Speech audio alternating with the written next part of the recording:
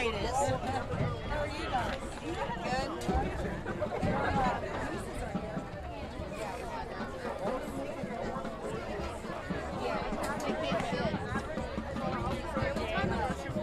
How's it going? What are you up to?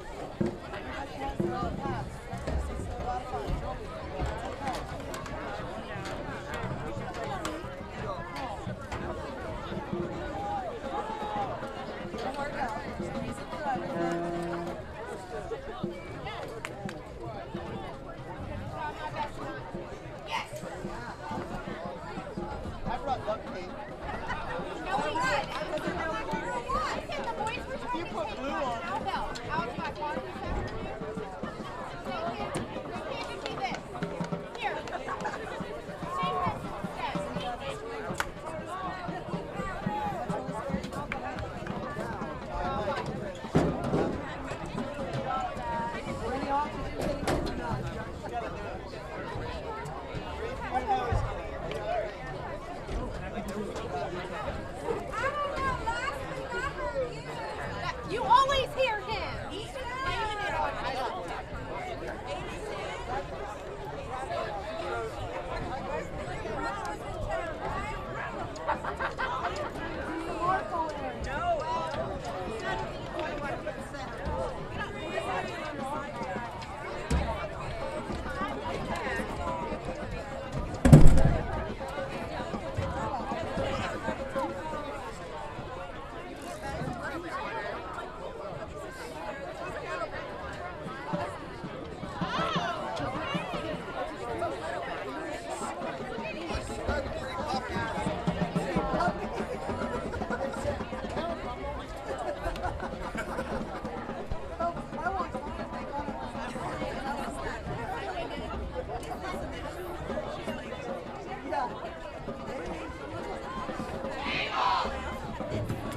Please welcome the 2022-2023 Avella Eagles Marching Band under the direction of Mr. Nick Deutsch and Assistant Director Mr. Alex Light. Also welcome the Avella High School cheerleaders under the direction of Susan Kabaka and Carol Milton and volunteer Leslie Yevans. Captains for this year's squad are Katie Dreyer, co-captain is Haley Waggett and Kelly Doman.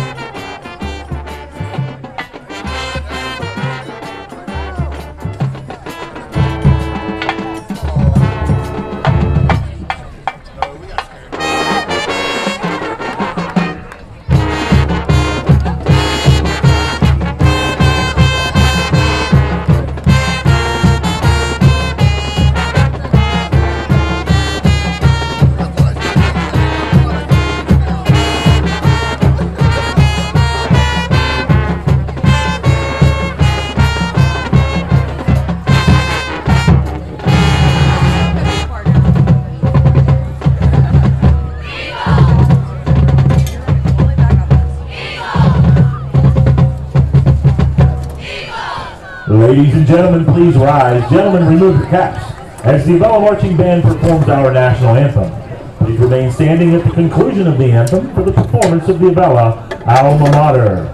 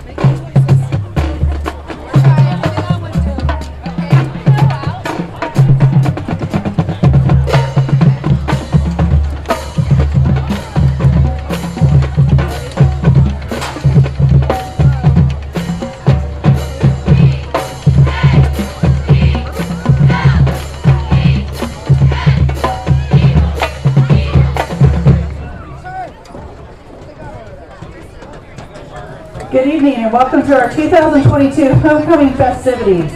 We would like to thank all of the family, community members, and Avella alumni in attendance this evening.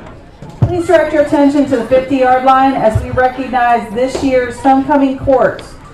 Members of the court are all seniors and were chosen by their classmates, members of the class of 2023.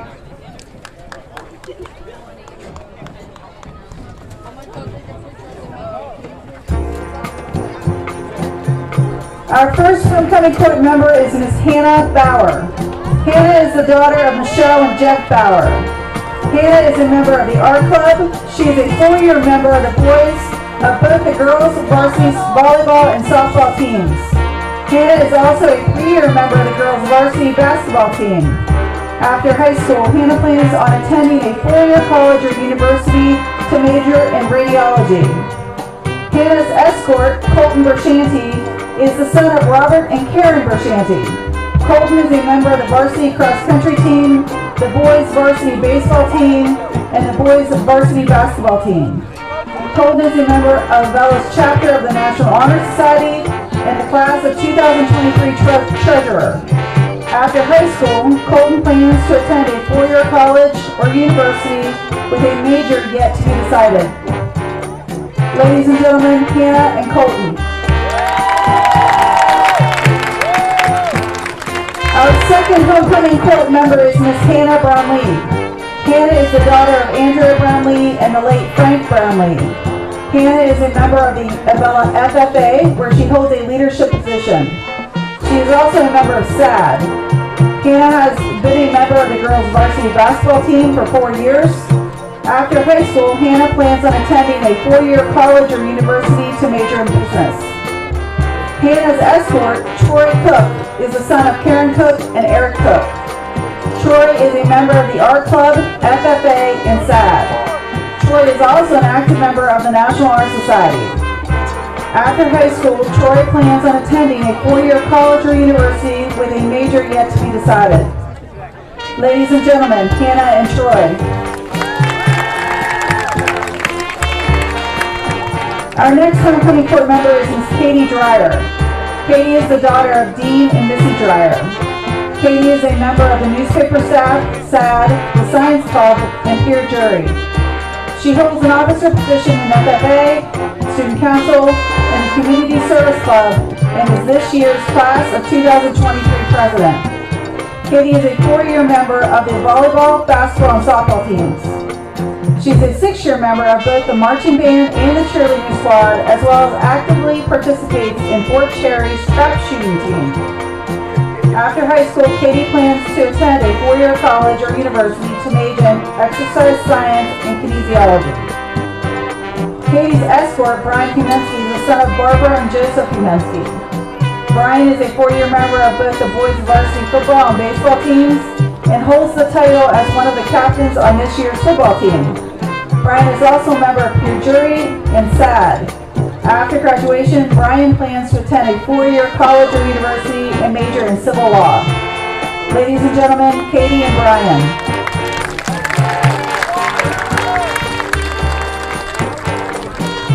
Our fourth member of this year's homecoming court is Miss Erica Jones. Erica is the daughter of Miss Hannah Jones.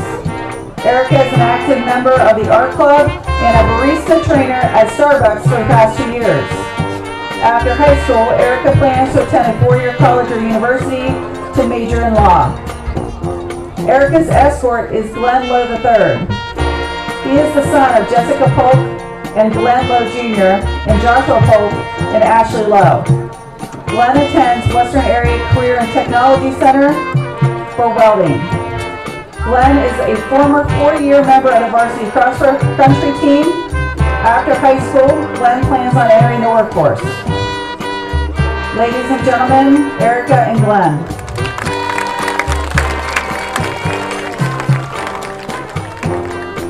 Our final homecoming court member is Miss Brittany Ross. Brittany Ross is the daughter of Justin Ross and Jessica Glass.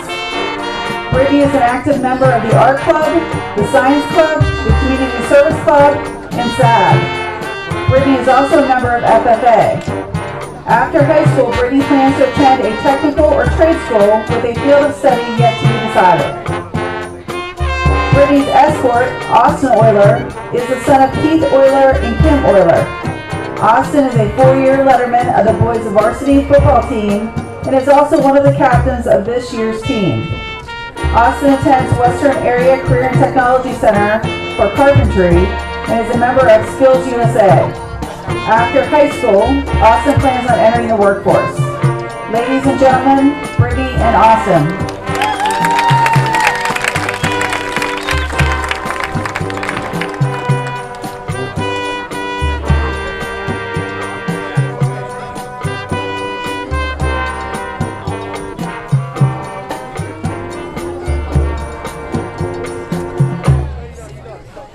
Ladies and gentlemen, please put your hands together once more for our 2022 Avella Area High School Homecoming Court.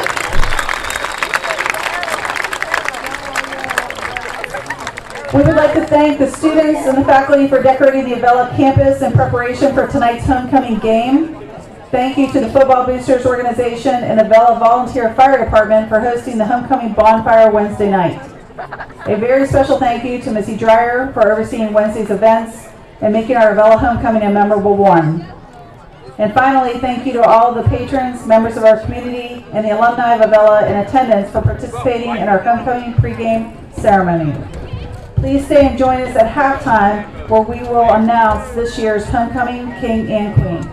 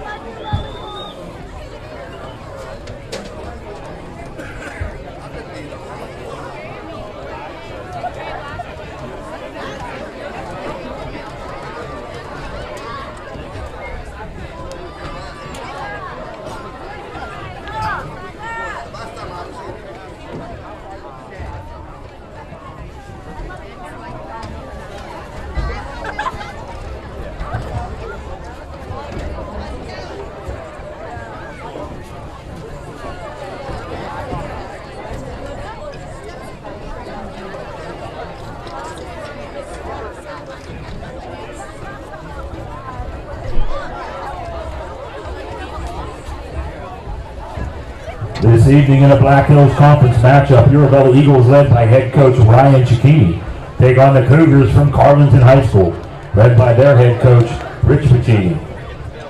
Let us meet our Carlynton Cougars. Number 2, Nate Gibson.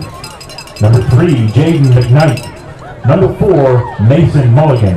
Number 5 is Andrew Killen. Number 6, Isaiah Wall. Number 7, Devontae Dean. Number 8, Sam Johnson. Number 9, Ryan Lewis. Number 10, Ashton Donlin. Number 11, Jimmy Kearns. Number 12, Jacob Stifler. Number 15, Damian Holloway. Number 22, John Shuley. Number 20, Davion Parker. Number 24, Cameron Seats. Number 32, Andrew Goodman. Number 33 is Brian Goodman. Number 44, Mason Jameson. Number 50, Tommy Hatcher. 52 is Trevor Buttermore. 59, Carter Pittaneri. Number 60, Grant Friedhoff. Number 62, Wes Maxwell. 63 is Caden Garrett. 66 is Cooper Black. Number 68, Aaron Lee. 75 is Jamison Greener. Number 76, Camilo Almonte. Number 77 is Danny Gorney. Number 80, Tony Burkhart. And number 81, Kendrick Carlson.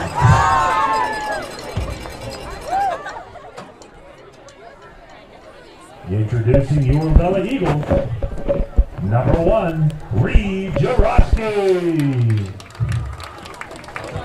Number 2, Caleb Winchell. Number 3, Isaiah Braddock. Number 4, Drake Buzzard. Number 6, Nate Rankin.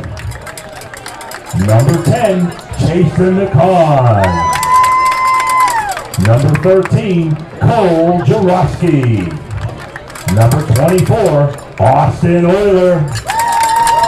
Number 26, Cody Day. Number 33, Bowden Ham. Number 34, Rylan Bell. Number 51, Sawyer Kramer.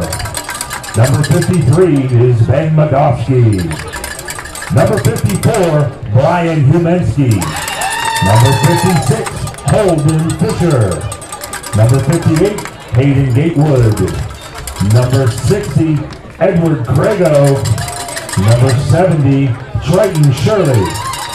Number 88, Eli Mavick. Your 22 Avella Eagles.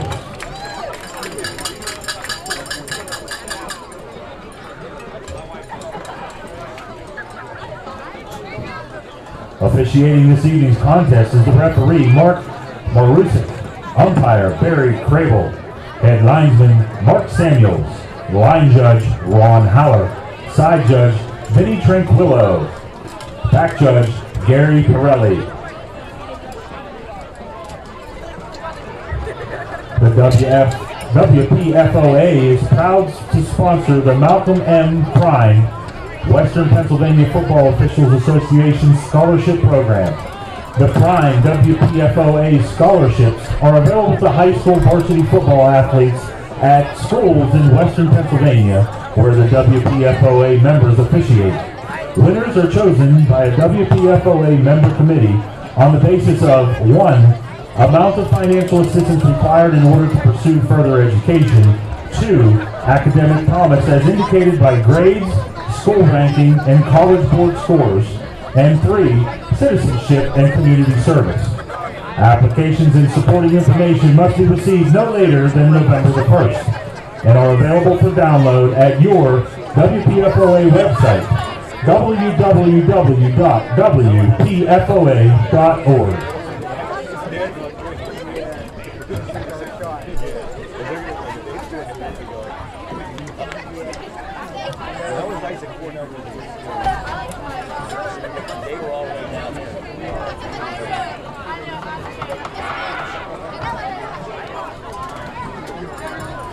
A spaghetti dinner for the benefit of Lisa Pittman will be held Sunday, October the 9th at the Avella Volunteer Fire Department Hall. All proceeds will benefit Lisa as she awaits a kidney transplant. A Steeler watch party starting at 1, followed by live music and chances to win a 50-50 and Chinese auctions throughout the night. We hope to see you there.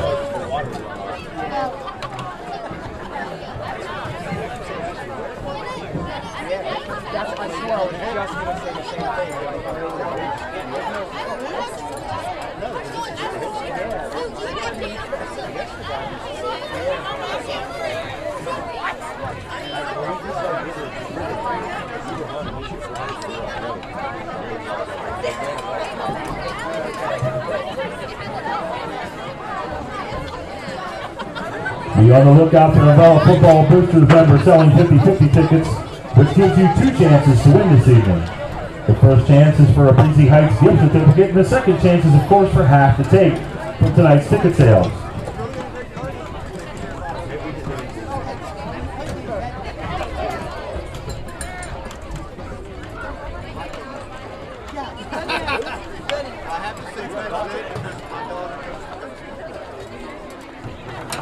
The Boosters are also selling Avella spiritware near the ticket booth.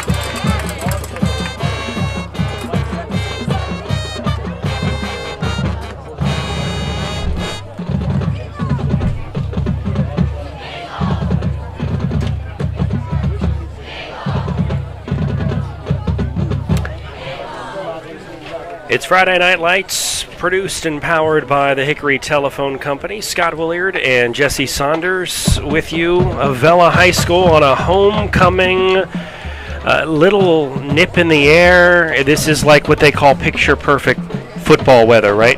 Yeah, this could not be better football weather tonight. A great scenario for us. And a good matchup tonight between the Avella Eagles hosting the Carlynton Cougars. Carlynton looking for its first win. Avella looking for its first win. One of them is going to get it tonight. Yeah, there's been a lot of excitement this week. The team has been fired up. I mean, I think they noticed an opportunity to get a win here tonight, especially with this homecoming crowd. Coach Ryan Cicchini just trying to keep them on an even keel. Talked to him a little bit, and he basically said, look, we're not just going to show up and win this game because it's homecoming. We still got to prepare. We got to work hard. So excited to see what the Eagles can do tonight. You had the opportunity to talk with both coaches here this week. What'd they tell you here on kind of keys to the game for both teams? Yeah, so Carlynton coach Rich Piccini, he's been with the team now for about 4 years and spent some time at Peters Township before that. He's got a lot of coaching on his resume, but he said some of the key players for Carlynton are the quarterback DeMonte Dean, wide receiver, quarterback linebacker Jaden McKnight, sophomore wide receiver D-back, and return man Ryan Lewis. So those are some of the key contributors so far for the team. And he said he really likes the physicality of the team so far this year. They've done a pretty good job of that. They've done pretty well with ball control. He's also seen some younger guys step into play, some positions that they may not have had a lot of experience with. He's been happy with that effort. So kind of see what they bring to the table tonight. Eagles should be amped up. Got plenty of a crowd here. Again, gorgeous night for football. Sun beginning to drift westward. And it looks like we've got a football on the tee. Huminski's got it teed up. Back deep is Jacob Stifler, the junior, for Carlynton. And we are underway from Avella. This one on the ground, and it looks like Carlynton dives at it on his own, around his own 40-yard line, and that's where the Cougars will begin. Looked like the Eagles tried to catch Carlynton off guard there. It was a little squib kick, and looked like he might have a shot, but didn't quite materialize. So a short field here for the Cougars. Jaden McKnight, the junior, 6'2", 175. Gets him under center here. And they start out three wide receivers on the far side. He's going to throw, and it's caught to Ryan Lewis, number 9, who dices his way up to about the 48-yard line, pickup of about 8 yards. No laundry on the field here. It's going to stand for about a 7 to 8 yard gain. And the last home game we broadcast a couple weeks ago, Avella's defense came out strong, and maybe see that same effort tonight, get the momentum going in our direction. The crowd is definitely going to be fired up for this one. We'll park it at the 47. Carlynton breaks the huddle again. Three wide receivers out there on the left side.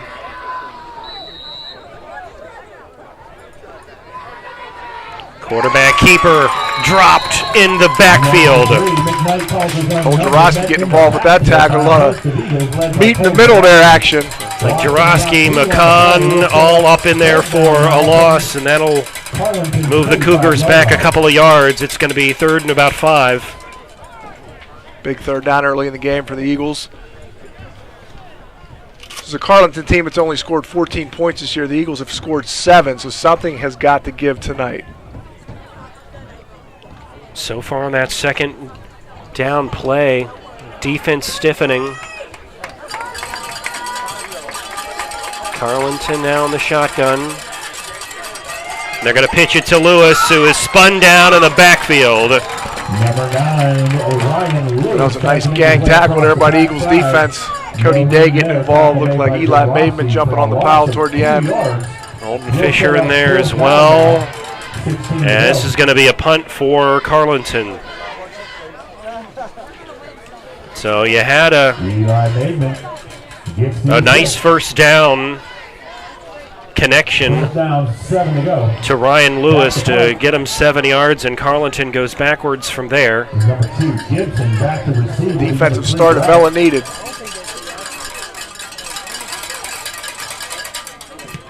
Here is the punt from Gibson.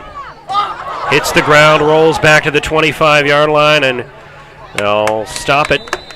Ashton Donlin, the freshman, touches it right around the 20-yard line, and that's where the Eagles will start their offense with 9:42 left, opening quarter. And I think Ryan Cicchini had talked about this before. One play at a time, win the down, one play at a time, and let's see how the Eagles here do.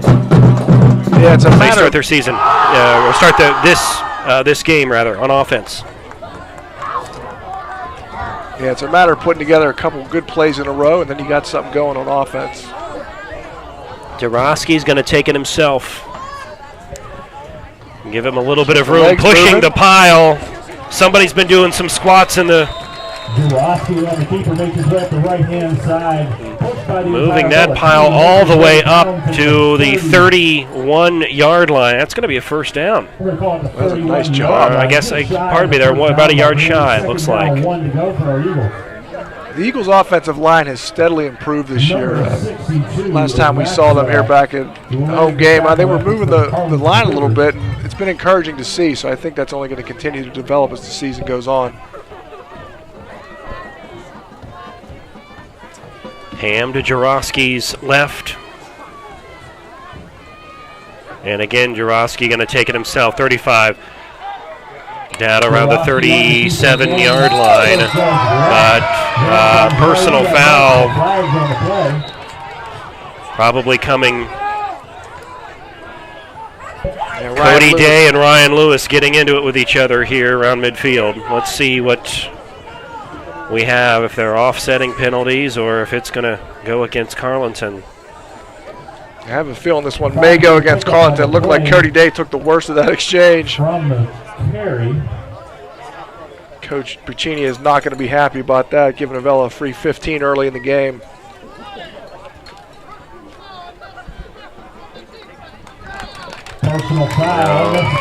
That's going to move the football all the way into Cougar territory at the 48-yard line.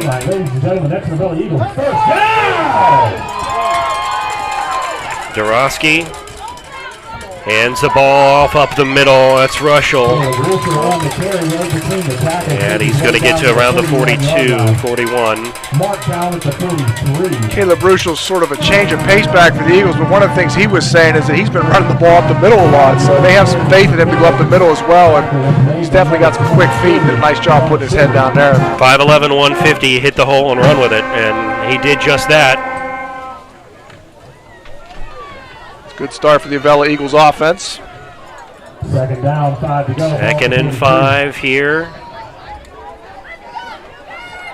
And again, Jaroski starts in the shotgun. They'll put Ham in motion. Jaroski's going to keep it down to Justin outside the 30-yard line. Mark him down to the 31, and a flag coming in. Probably a sideline warning coming up here against Carlynton. Let's see. So Cole Jaroski comes in as the leading rusher for the Eagles, and he is adding to those stats tonight. Far, it's been the Jaroski show here on this first down. It's a couple of penalties here. Eagles looking pretty, though, here at the 31-yard line of Carlynton. They'll move Brannick to the left side. He's got the football, cuts up inside the 30-yard line, put it down at around the 9. But there is a penalty flag on the ground, and that's going to false start call against the Eagles, and they'll be penalized 5 yards for this one. 5-yard penalty. That's been one of the challenges for the Eagles this year, is they'll have a couple good plays and then a false start or a holding penalty, and eliminating those penalties and mistakes is going to be key to sustaining drives tonight. First and 15 coming up. 36-yard line. 7:22 left to play in the first quarter. Let's go, Cougars!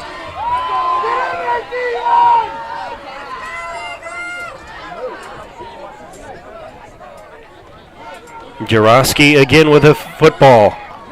Going to carry it up the middle right around the 25-yard line. Again up the left-hand side, just off tackle, number 62. Line continuing to do a nice job of moving the pile.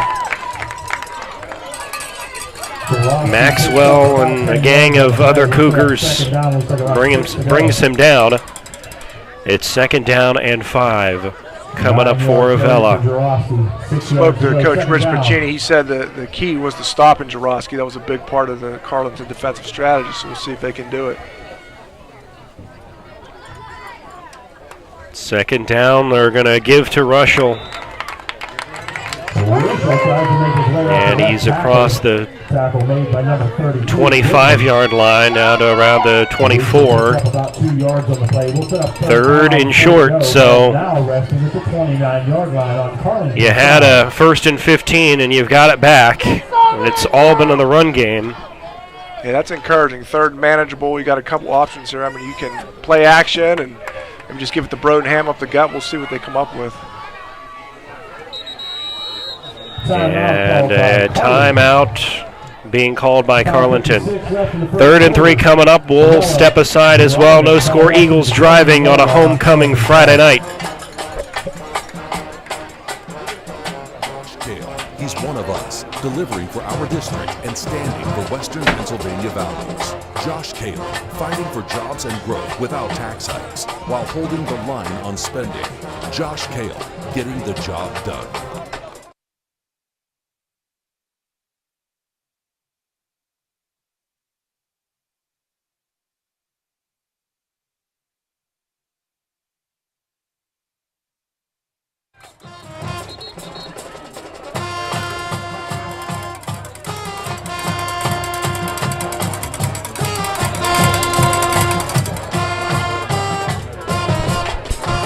After the timeout, it's 3rd down, 3 yards to go. Ball resting at the 28-yard line. 3rd down and 3 coming up for the Eagles. Jaroski with a football up the middle. He got it. Jaroski calls his number off the left-hand side. Man, they're calling to move the chains. He does. He's got himself a 1st down at the 20-yard line. That was a great job by Jaroski putting his head down, getting those last 2 yards. Man on a mission tonight. No, 1st and 10 for Avella at the Carlynton 20-yard line. Jaroski takes the football, puts it in the gut of Caleb Ruschel, and he's got maybe a yard. Tackle made by number 6, Isaiah Wall. Wasn't a lot of room to work with there. The freshman Wall making the tackle. Go ahead. I was just saying, it wasn't a lot of room to work with. Ruschel did a nice job to even pick up a yard on that play. The Eagles huddling up here. We're drifting under 5 minutes. Opening quarter. Sky, a gorgeous pink here this evening at Avella High School. 2nd down and 9. Euler in motion. Jaroski's going to keep it. He's going to go right side. Yeah, he's got the football. Might have got it back. Let's see if the Eagles have it. Looks like the Eagles do have it back. I was just going to say, they haven't called Braddock's name very much this year. He's been a big part of their offense. That was a real heads-up play by him to dive on that ball. Keeps a promising drive going. You got to believe out here it's 3rd and 2 down territory with the ball on the 12-yard line. Yeah, at this point, they're not real concerned about the field goal game. They want to get the ball in the end zone. Jaroski in the gun. Give it to him. And he's down inside the 5-yard line. That's going to be a 1st and goal for the Eagles. Rodenham, 5'7", 185 sophomore. Rodenham has the Eagles' lone touchdown this year. He was looking like he wanted to grab another there. He got real close, but the Eagles are staying committed to the run early, and that's been impressive to see. There we go. First down and goal at the 2. Naroski gives it up to Ham. Pushing forward maybe a few inches. It's going to be second and goal. You got to believe maybe it's a steady dose of Ham and Jaroski here for the Eagles. Yeah, I mean, they've done well, so they can keep them off balance. Definitely a few different options down here on the goal line. Ham to Jaroski's hip pocket, left side. He's in. Touchdown, Eagles. It's Jaroski from 2 yards out.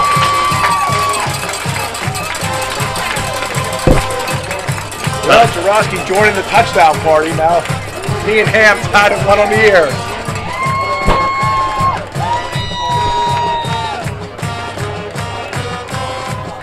Yaminsky to kick it, Rankin to hold it here. Yaminsky lines up to the point after attempt. End to end, though, a pretty looking drive for the Eagles and a penalty flag. And going to be an offsides call on Carlynton. Carlynton Cougars will be half the distance of the goal. Yeah, that was a cold Jaroski job from beginning to end, and he deserved that touchdown. Really like what I've seen from the Eagles so far, just keeping that running game going, and I don't think they've thrown the ball once yet, have they? Not put the ball in the air yet. It's been all on the ground. Extra point by Yaminsky is up and good. 7 on the board for the Eagles, 2:50 left. Opening quarter. Eagles with the lead on a homecoming Friday night.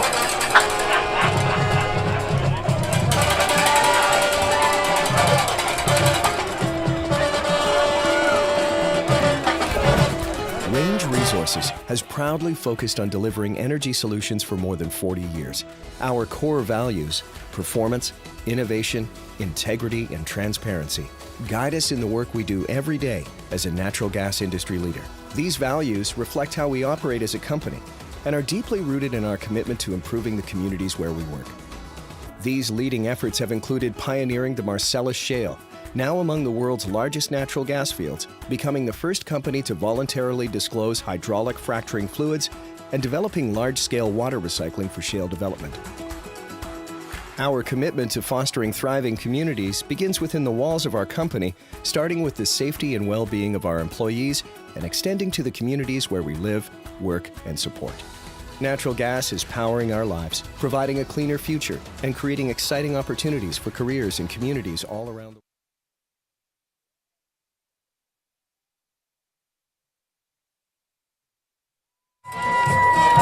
Number 12, Stifler on the recovery. Tackle made by number 10. Back to action here. By resting at the 30-yard line. 2:46 left first quarter.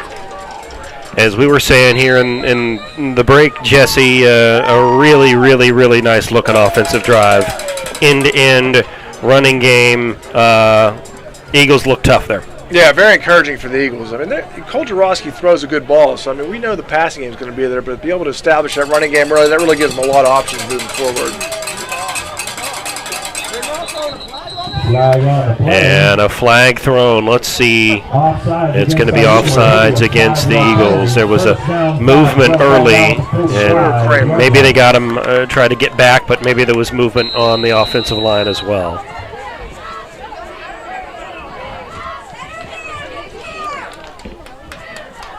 And now the thing for Avella is not to get too excited. You just want to take it one play at a time and handle your responsibilities. 12 nice tackle. Has got the football and spun down. That's Jacob Stifler. Yaminsky on the tackle. It looked like it could be trouble when that play started. Umethke did a nice job of limiting the damage. Bringing him down.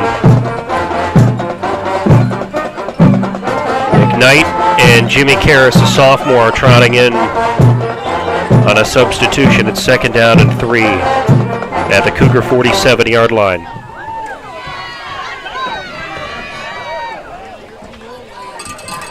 There's McKnight. Again, handing it off. Again, dropped in the backfield. That's Stifler. Jurowski making that tackle.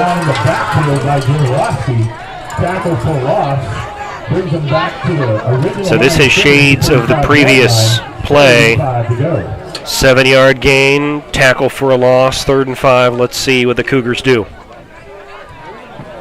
Yeah, the Avella line has looked good both offensively and defensively. Jurowski coming from his outside linebacker position on that play. Great pursuit. Stifler, who carried the last 2 carries, is on the sideline. McKnight, run of the show and directing traffic here, and a penalty flag down. Ryan Lewis, the wide receiver, wanted to go a little too early. And that's going to move it back. It's 3rd and long now for Carlynton. Ryan Lewis, only a sophomore for Carlynton, one of those players Coach Pacini talked about stepping into a big role this year, and he's definitely a talented player. He's had a kind of a little bit of a rough start here tonight. Personal foul penalty.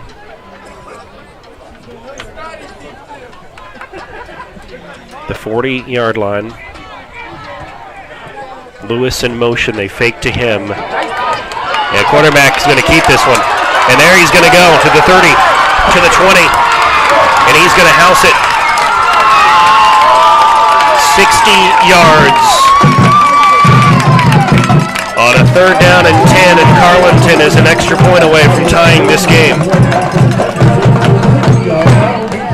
Jaden McKnight. 6'2", 175, and looked like he caught some wind at his back there because he was gone. Yeah, that was a really nice fake, and it's disappointing because the Eagles had him where they wanted him, but the whole defense went to their right, and McKnight went around right end, and so they went one way, he went the other, so looks like they're going to go for 2 here. Oh. And they do, and not going to get it. And guess who? Jurowski in the backfield says, nah. So, extra point fails. Eagles retain the lead. 49 ticks left, opening quarter. We're back to Avella right after this.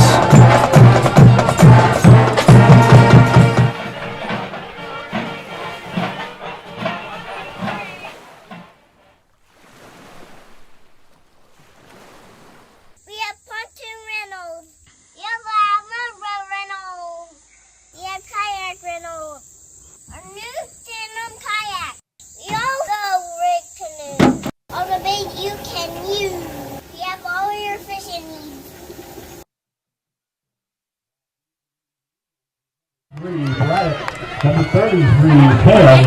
Number 10, McCon.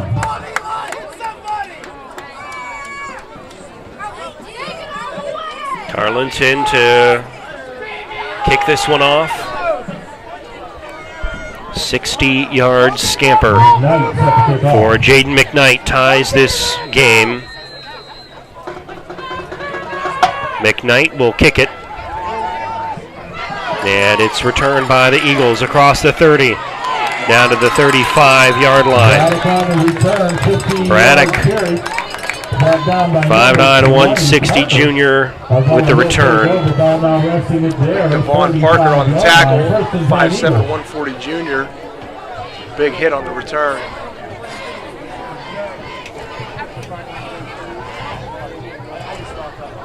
I want to say hello to Carlynton Athletic Director Nate Milsom. I was making some connections this week trying to get a roster, and Nate and I went to Robert Morris Methods teaching class together back in 2005. So it's always interesting to see, well, I wonder what happened to that guy. Well, he is the athletic director at Carlynton, so it's good to connect with him. That's fun.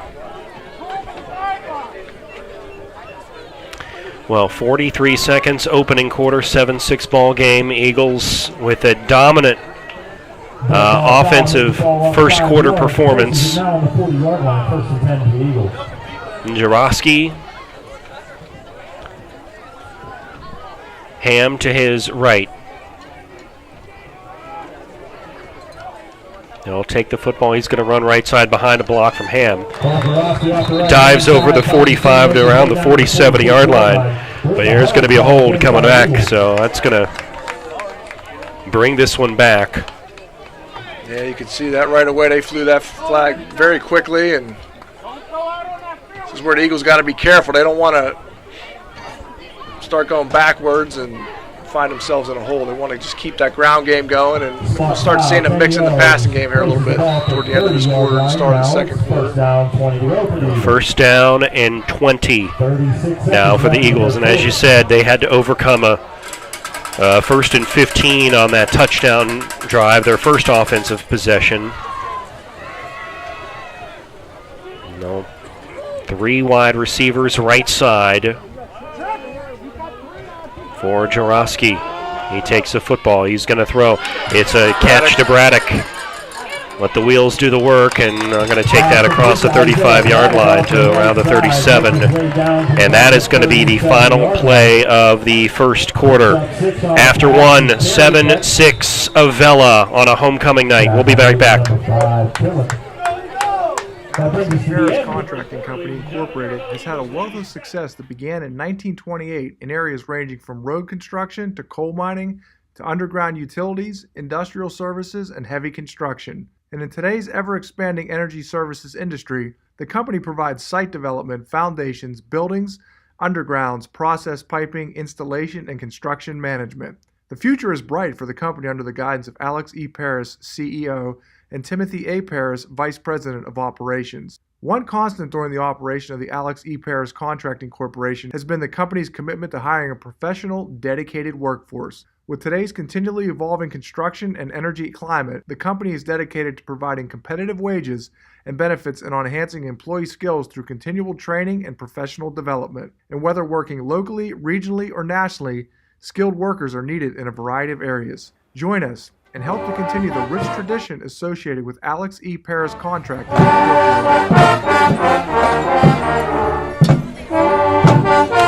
Friday night lights from Avella High School. Scott Willier, Jesse Saunders, second down and 14 here for the Eagles in their own territory at the 37-yard line. Jaroski will put a man in motion here, and Jaroski's going to keep it himself there up to around the 38-yard line or so. So pickup of a couple, but it's going to be third and long for the Eagles. Saw a little more action there between Cody Day and Ryan Lewis. I hope that doesn't escalate throughout the game. Ball resting at the Avella 39-yard line. Third and about 11 yards for the Eagles, huddling up.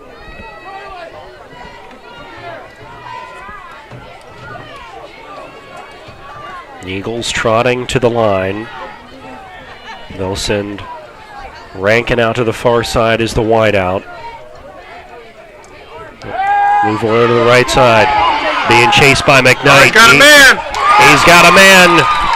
And he's got a catch. Cody Day. Cody Day. What a catch. Remember that extracurricular activity fired him up a little bit because he was open by a good stretch there. Like they draw it up in practice, right, Jesse Saunders? It's so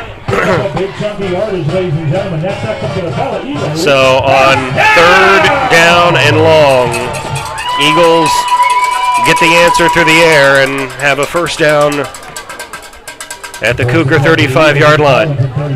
Cody Day, just a freshman, but he's 6'3", only 155 pounds. He's going to fill out that body as he gets older, and he's looking like a real strong player moving forward for the Eagles.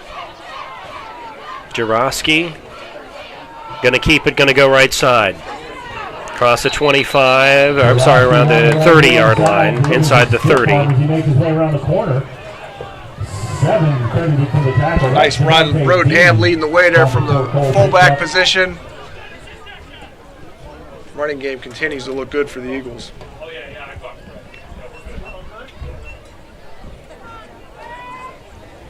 4-yard pickup will set the ball at the 31 Second down and line. 6, 31-yard line is Second and 6 to the go. line of scrimmage. 10 minutes, 30 seconds left here in the first half.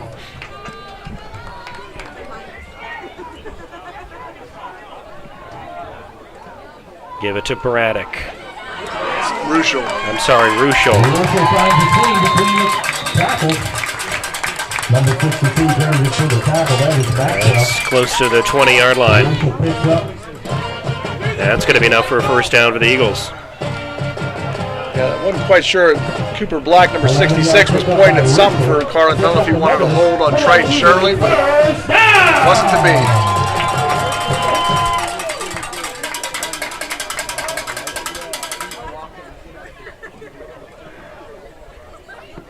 Jurowski lines Ruschel up to his left.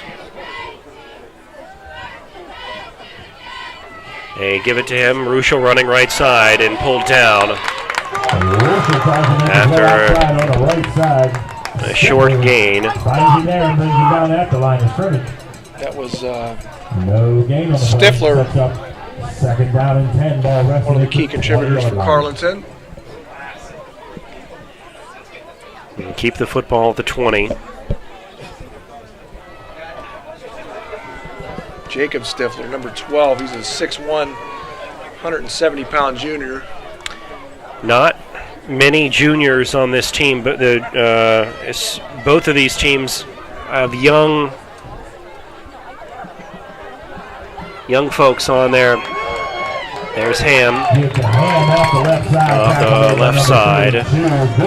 Yeah, this Carlynton team only has 3 seniors, just like Avella, so they're definitely a young team. And these teams almost pretty much a mirror image of each other in terms of average age. 3 seniors, 6 juniors, just 11 of the 32 on their roster are juniors and seniors.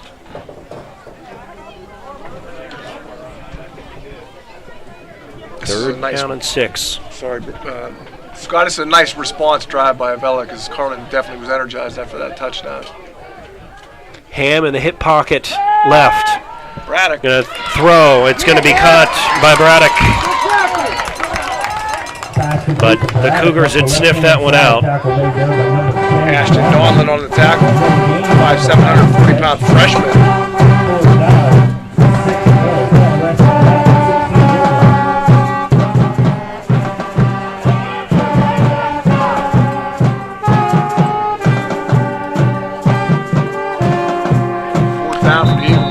Fourth down and 6 here, and Eagles want to talk things over.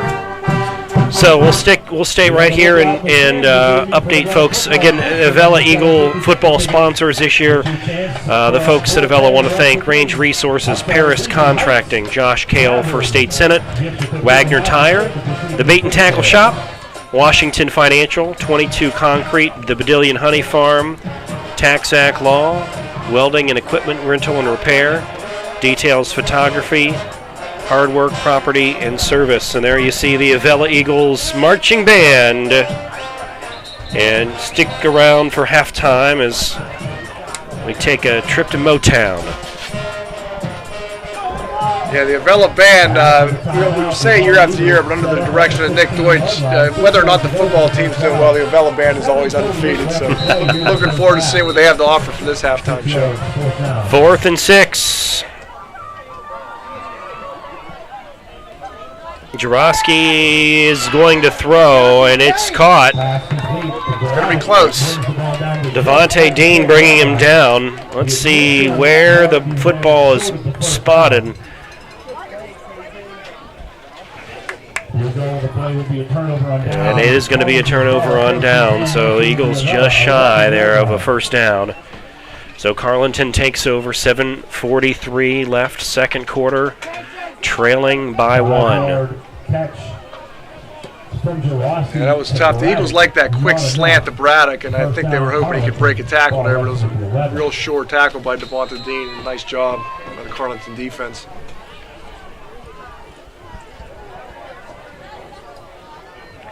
So McKnight will huddle him up.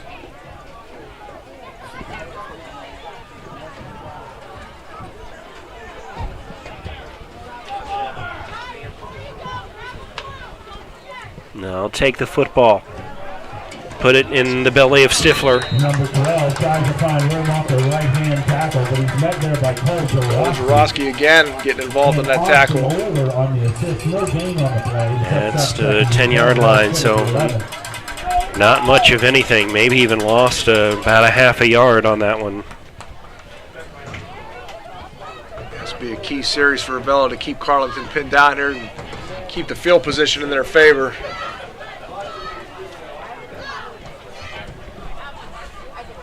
It's a Carlynton team that has not made the playoffs in 21 seasons, the longest streak in the WPIL. First half.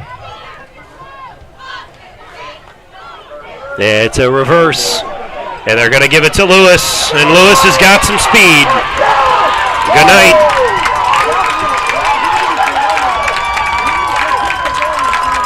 "89 yards for Ryan Lewis."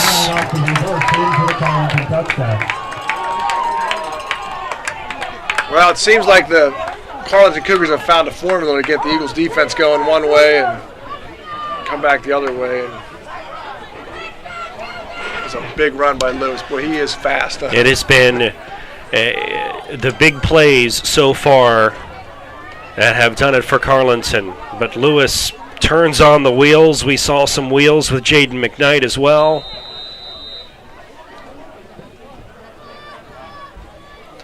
So they're going to go for two again. See if they'll try for two, and they will. And he's got it. No. Number 3, McKnight looking for someone open off the left-hand side. Runs the ball over for 2-point conversion.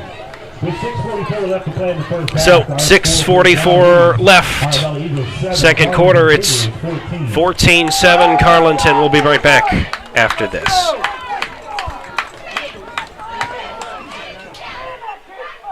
Josh Kale, he's one of us, delivering for our district and standing for Western Pennsylvania values. Josh Kale, fighting for jobs and growth without tax hikes, while holding the line on spending. Josh Kale, getting the job done.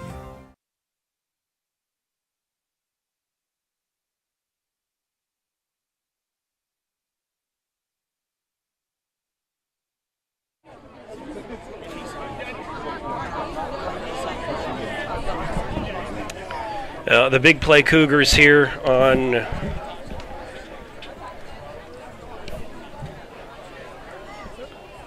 Yeah, it's been tough for the Eagles. They've moved the ball well and right in scoring range and go for it on fourth down and 2 plays back. That's something they're going to have to clean up the rest of this game.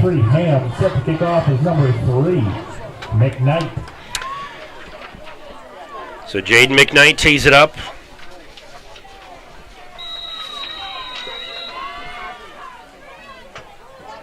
And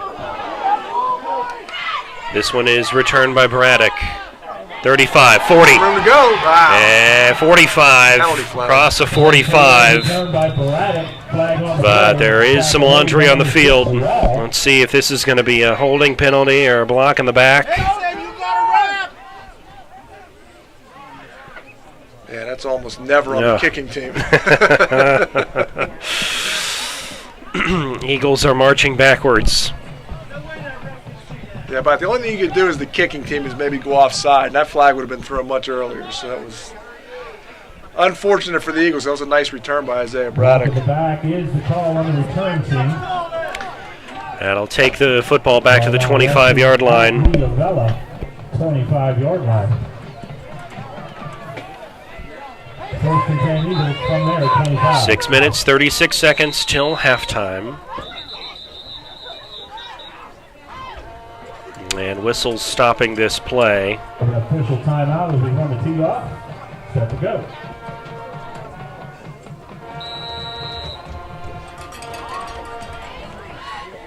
First and 10, Eagles.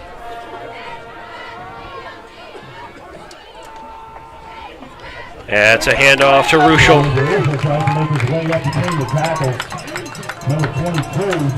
Recognize junior Gage Scarrett helping us out with the replays tonight. We're gonna get one here for you pretty soon. Hopefully get a nice play. Also got freshman Finnegan Woolridge, part of the media production class as well. He is handling some of the main camera duties. So appreciate those young men here tonight. The production here from Avella High School, and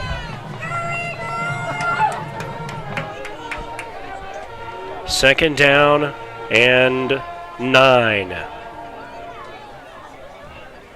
Jarosky calls for the football, puts it in the belly of Ruschel, but he is hit hard. Taunting penalty coming up here. Number 62, Maxwell on the tackle. Wes Maxwell's a 4-year starter for Carlynton. 5'11", 260, offensive and defensive lineman. That's a tough break for them because he read that play like a book. Unsportsmanlike conduct penalty here, Ron. And you can hear the Carlynton fans not necessarily liking that one. Yeah, there's definitely some disagreement about that call. It's hard to tell from up here. I mean, it didn't look like he did anything crazy, but he may have said something that caught the officials' attention. Flag came out pretty quick, so we'll take it. 39-yard line. Eagles moving the football here. 5 minutes, 42 seconds. Kids keep telling me we should mic up some of the players. So, hey, maybe someday. We're not quite there yet. I caught a glimpse of what happened on that play if we'd had him mic'd up. Jarosky wants to throw, steps up.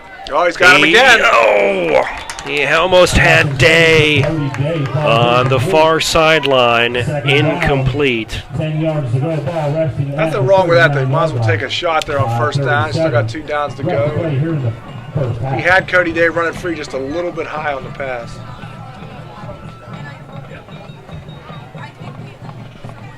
So second down, Eagles will break the huddle.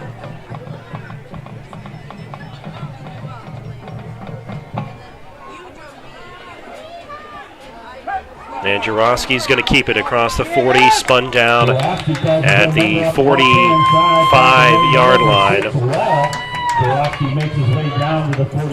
Jarosky does a nice job of falling forward. Yeah, he keeps those legs moving, and he's never going backwards. So, he probably got an extra 2 yards there just by keeping the legs moving and falling forward. And at 6 foot, the frame propels it forward, as you said, a couple of yards. Third down and 4.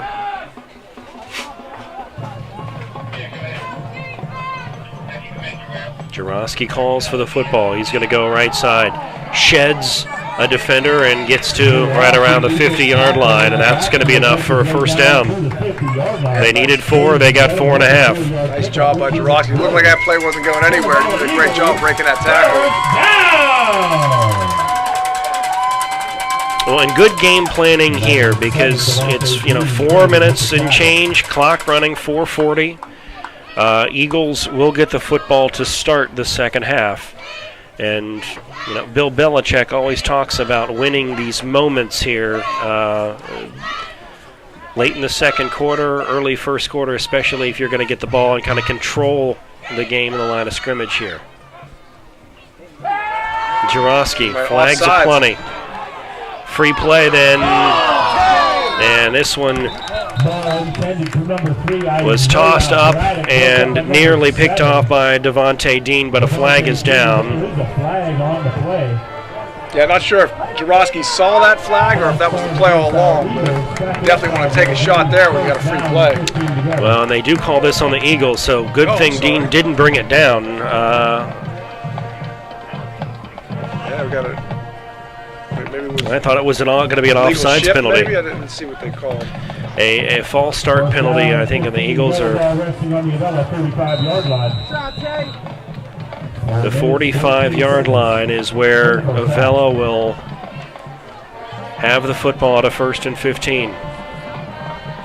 So used to them blowing it dead when that happens that they let it go. I thought for sure that was offsides. Braddock and Day to the right side. You've got Ham in the hip pocket right for Jaworski on the gun. Jaworski's going to keep it. He's going to go right side across the 45. Stiff arm to the 50 and spun and pushed out of bounds right around midfield. A flag flies over on that sideline. I didn't see it, but did they push him out of bounds and hit him beyond out of bounds? Let's see what this flag is. Face mask potentially.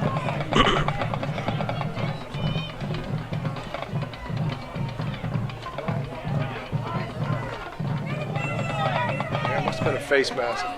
It is a face mask indeed. Yeah, it's going to move the chains again for the Eagles and take the football all the way down to the 35-yard line of Carlynton. Yeah, this would be great if the Eagles get a 2-for-1 here, get a score at the end of the first half, get that ball back right at the beginning of the second half. Jaworski puts it in the belly of Ham. And he's up to close to the 25-yard line. That road hammers at Merrill Hodge, the number 33. Reminds me of the old-time Steelers. Can't stop that Hodge. That was a nice first down run by Brodenham. Put the football around the 26-yard line. 26-yard line, 2 yards to go.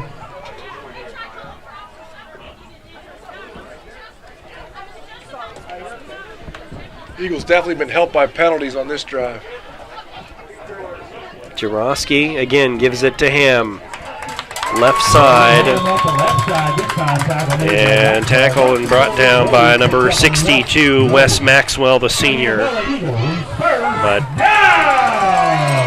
Eagles will move the chains here. Under 3 minutes to play. Opening half 14-7. The Carlynton Cougars with the lead.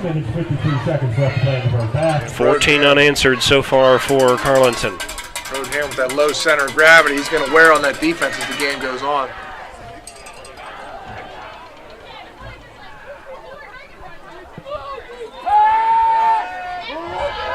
Blitz coming. Football is loose and Eagles able to recover it.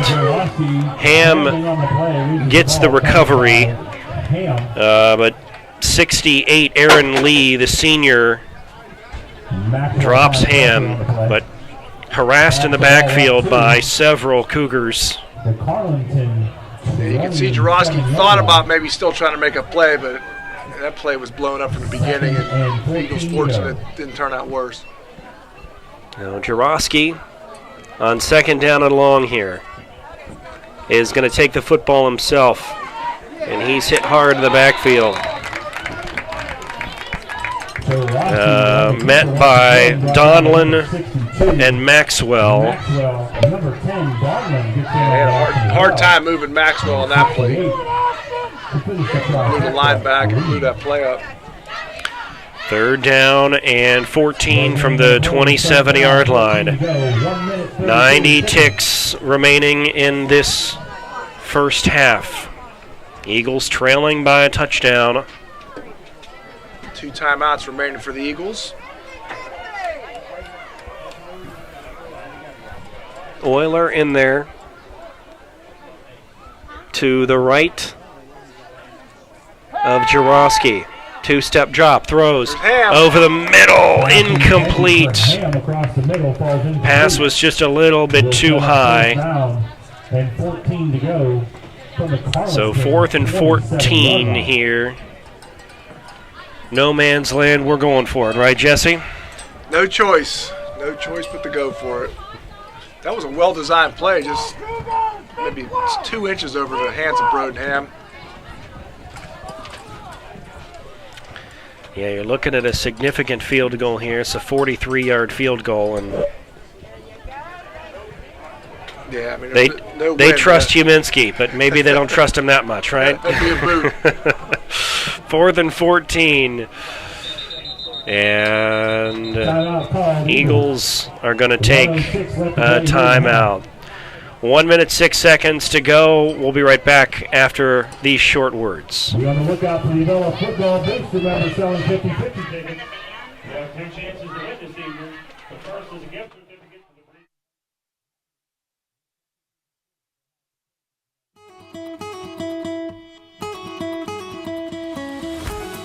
Range Resources has proudly focused on delivering energy solutions for more than 40 years. Our core values, performance, innovation, integrity, and transparency, guide us in the work we do every day as a natural gas industry leader. These values reflect how we operate as a company and are deeply rooted in our commitment to improving the communities where we work. These leading efforts have included pioneering the Marcellus Shale, now among the world's largest natural gas fields, becoming the first company to voluntarily disclose hydraulic fracturing fluids, and developing large-scale water recycling for shale development. Our commitment to fostering thriving communities begins within the walls of our company, starting with the safety and well-being of our employees and extending to the communities where we live, work, and support. In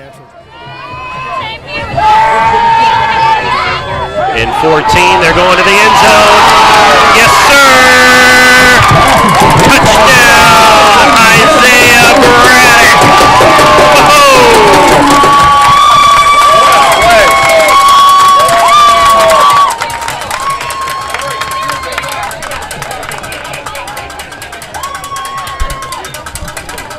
How about it? 27-yard passing back into the Eagles touchdown. 59 seconds left here in the first half. So Eagles an extra point away here from tying this one up. With Rankin on the hold. Yaminsky to kick. Rankin is going to pick it up and run with it. Around the corner, throws incomplete. I think that was a result of a tough snap. Yeah, it looked like he gave up on that right away. It was a low snap. Almost found Cody Day in the corner of the end zone. Wasn't meant to be. So Eagles score on a nice touchdown catch. Get back into this one here less than a minute before halftime. Yeah, that was a nice play. I mean, Isaiah Braddock has been a key contributor all year. It's nice to see him get a touchdown. I mean, he's near the top of the standings for WPIL in total catches, but that's his first touchdown of the year, and that was a big play. A junior here for Avella, so one more year. And Eagles, Yaminsky will tee this one up.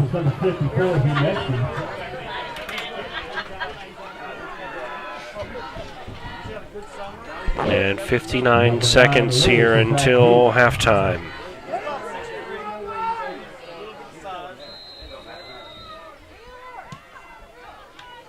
Ball's on the ground. And it is on the ground, and it is out of bounds. Right around the 43, 44-yard line, and that's where Carlynton will have the football. With 56 seconds left. Key now is no big plays before halftime. Carlynton, 45-yard line, 1st and 10. 56 seconds left here in the first half.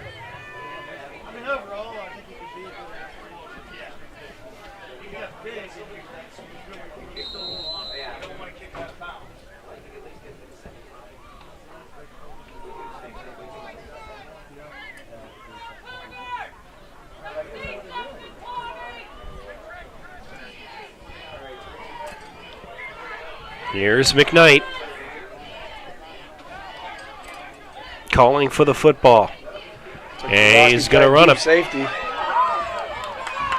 He's got some wheels, and Eagles finally bring him down around the 40-yard line. Number 3, McKnight calls his own number off the left-hand side. Tackle made by Nick. As you said, you need somebody to kind of spy on Jaden McKnight, who does have some wheels. And a timeout being called by Carlynton. 44 ticks left. They feel they've got a possibility for a strike here. Yeah, the Eagles definitely in a prevent defense. They do not want to give up the big play. They'll gladly give up those 15 yards if it means keeping Carlynton away from the end zone.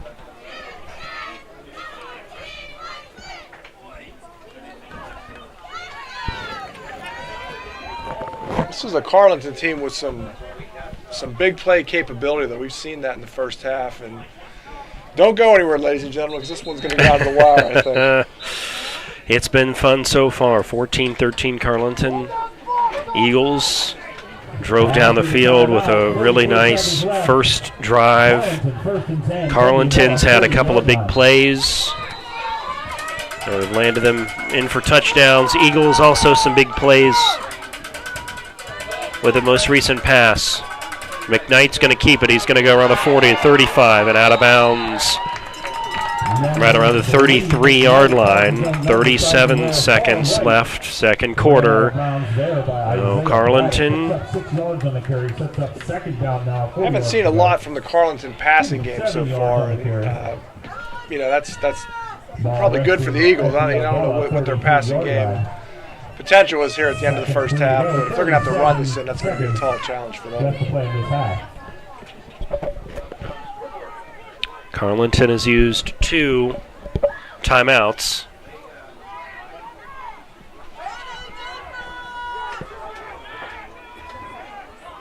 McKnight again. Broken play here. Pushed out of bounds by Euler. Number 3, McKnight. Yeah, it drains another 6 seconds off the clock. It is 3rd down and call it 2. 30 seconds left here in the half. Out of town scoreboard. Mapletown is leading over California 7-6. Fort Cherry losing 20-0 against Bishop Canevin and Cornell. Yeah, neither team has had a lot of experience near the goal line this year, so this is a new experience for Carlynton as well as Avella. McKnight is going to run right side. Hits the 30 and brought down. Nice tackle by McCon. That was a very short tackle there. McCon doing a great job of wrapping it up.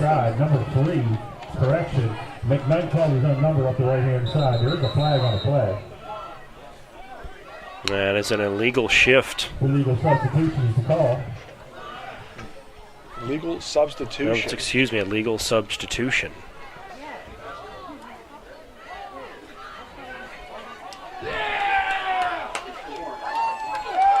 Five-yard penalty sets up 3rd down. So that's going to set up a 3rd down and call it 7. Clock running. So very well might be the last play of the quarter. McKnight great pressure. Harassed in the background and spun down for the sack. Brian Huminski. And they will call a timeout with 2 seconds left here in the half. Was that a nice play by Huminski in the backfield. Looked like they wanted Ryan Lewis going downfield there. It looked like he might have been a step or 2 behind the defender, but Huminski was all over that play. Great job. And I think if you're Carlynton here, probably nothing too cute. You don't want to turn the ball over and perhaps allow Avella to put any more points on the board and then get the football here as you start quarter number 3. Yeah, I would imagine they would run a conservative play here and just run out the clock in the second quarter. 9-yard loss on the sack. As our PA announcer has alerted us, 9 yards on the loss. It takes them all the way back to their own 45-yard line. McKnight again where he's been all evening in a shotgun. He's going to roll left side. He's going to throw, hit hard, put it up in the end. He had a man open. He did. He had Cameron Seitz open down the field, but he took a hit, and it looks like he is down right now, being helped up by his teammates. That brings us to the end of the first half. Jake McKnight took a few big hits there toward the end of that second quarter. And let's see if Jaden is okay. Halftime here at Avella, 14-13 your score. Carlton with the lead. Halftime festivities here coming up at Avella. Enjoy the band and the naming of the homecoming king and queen coming up here at homecoming evening at Avella High School.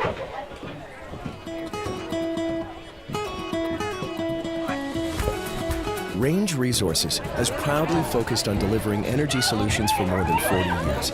Our core values, performance, innovation, integrity, and transparency, guide us in the work we do every day as a natural gas industry leader. These values reflect how we operate as a company and are deeply rooted in our commitment to improving the communities where we work. These leading efforts have included pioneering the Marcellus Shale, now among the world's largest natural gas fields, becoming the first company to voluntarily disclose hydraulic fracturing fluids, and developing large-scale water recycling for shale development. Our commitment to fostering thriving communities begins within the walls of our company, starting with the safety and well-being of our employees and extending to the communities where we live, work, and support. Natural gas is powering our lives, providing a cleaner future, and creating exciting opportunities for careers in communities all around the world. We're proud of our accomplishments to date, but we recognize the importance of continuing to raise the bar at every opportunity for our employees and the communities where we work every day.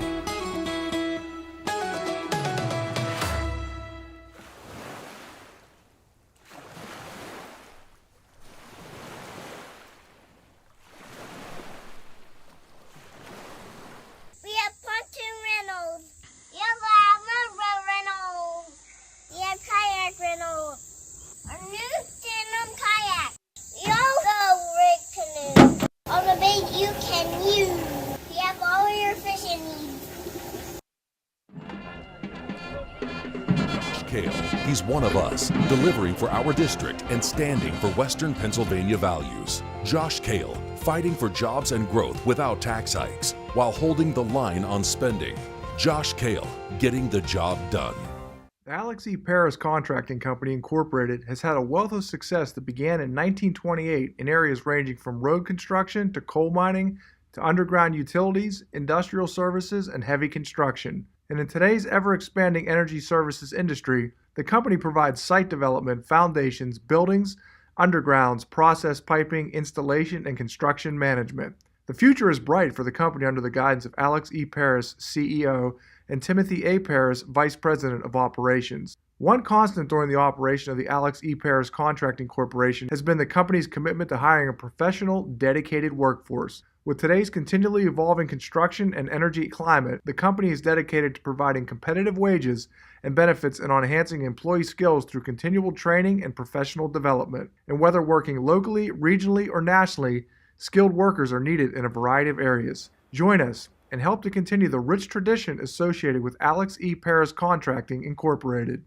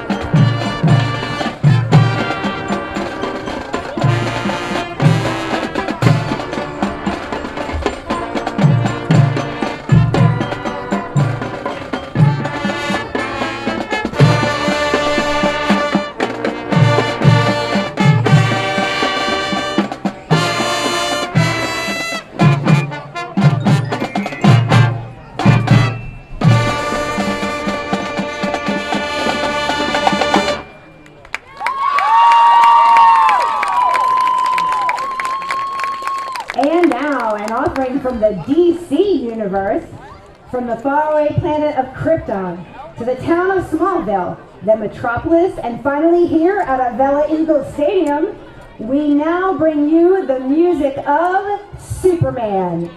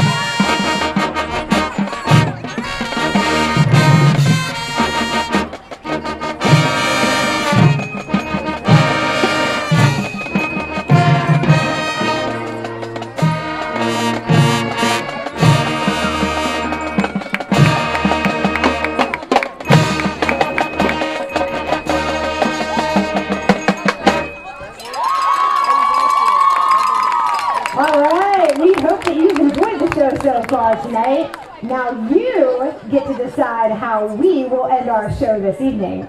By a show of applause, you will decide which is the victor, Marvel or DC. If you would like us to end our show with Marvel, please cheer now. Woo! Marvel, let's hear it. Okay. If you would like us to end our show with DC, please cheer now. All right. Well, the clear winner is DC. While one could endlessly debate whether it is superpowers or super gadgets that make a superhero, we will leave that up to you. While we finish our show tonight with the music from the 1989 movie Batman, which will feature the best bell playing you'll hear on this field tonight by a person named Lucy Vetter. And that's a fact.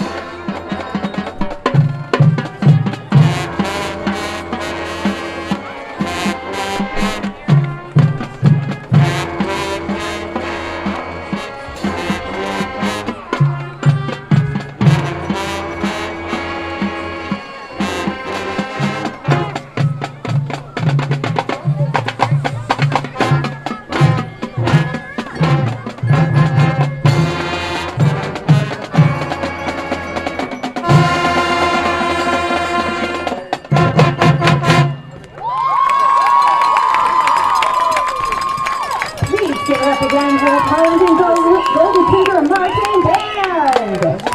The band is under the direction of Mr. Todd Obanowski. Assistant directors are Jennifer Light and Ben Light. The Cougar and Color Guard instructor is Lindsay Lawrence. The drum makers are Anna Hall and Bailey Gutter. Section leaders are Georgie Gamble, Elena Johnson, Kenneth Smith, Victoria McIntyre, Colin Deegan, Simon Driver, and Chuck Mullen. Cougarette captains are Eva Milner and Sarah Duffy. The Color Guard captains are Daniel Badger and Laura Weiland. Thank you for supporting music in our school, and go Cougars!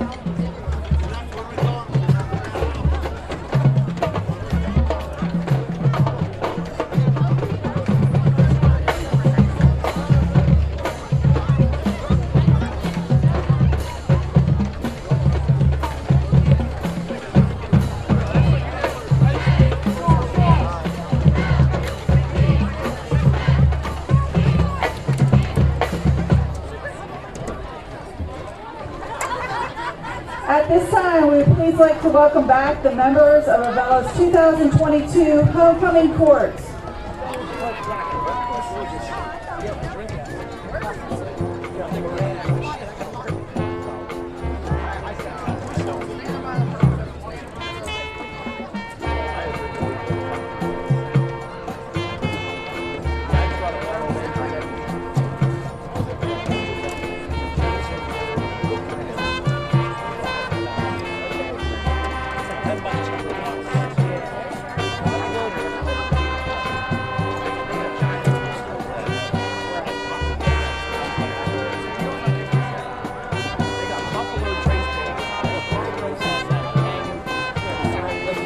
Hannah Bauer, escorted by Mr. Colton Berchanti.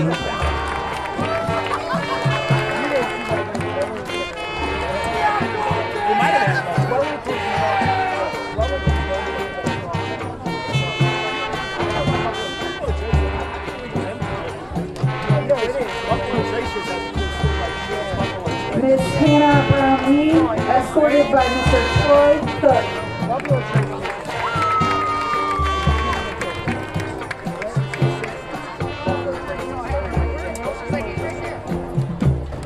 She wouldn't tell you where I'm at.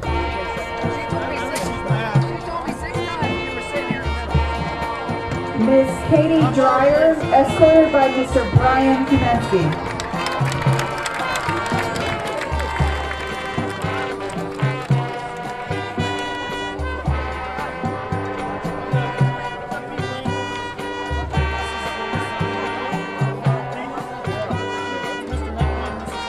Miss Erica Jones, escorted by Mr. Glenn Lowe.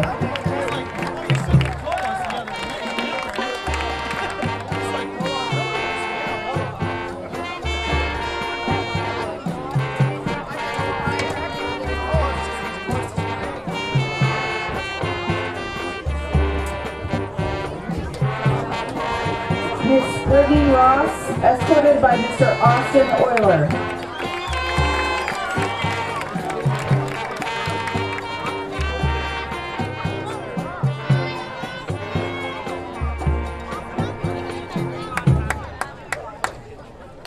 At this time, please welcome back our returning homecoming king and queen from last year, Mr. Braden Rankin and Miss Emily Rice.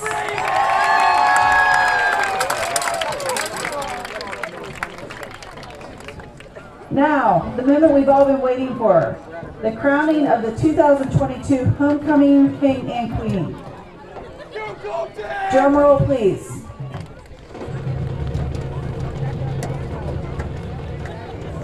This year's homecoming king is Colton Berchanti.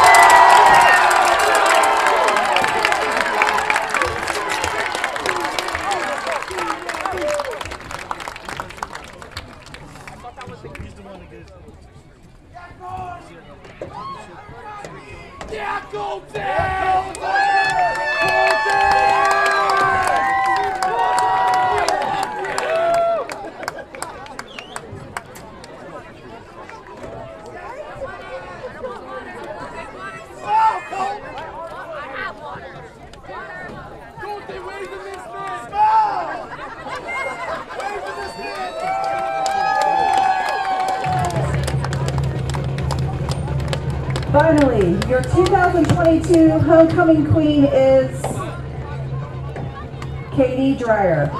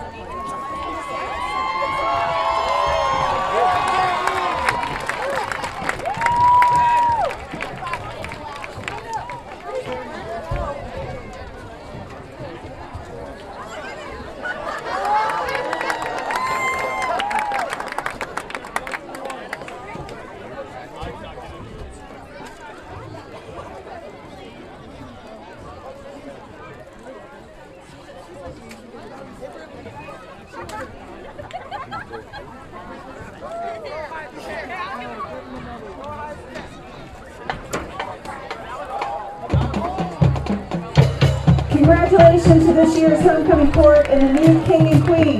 Good luck to our Avella Eagle football team in the second half.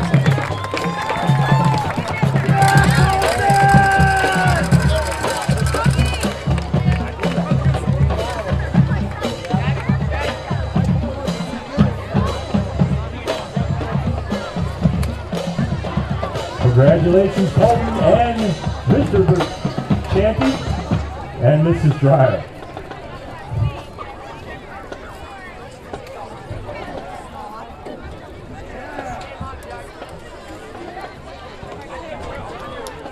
Ladies and gentlemen, it's time for 50-50. Get out your blue 50-50 tickets.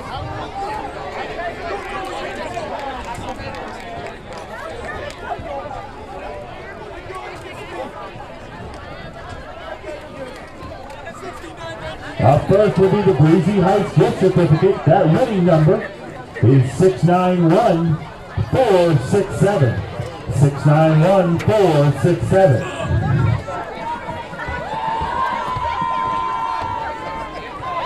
And for $295 in cold hard cash.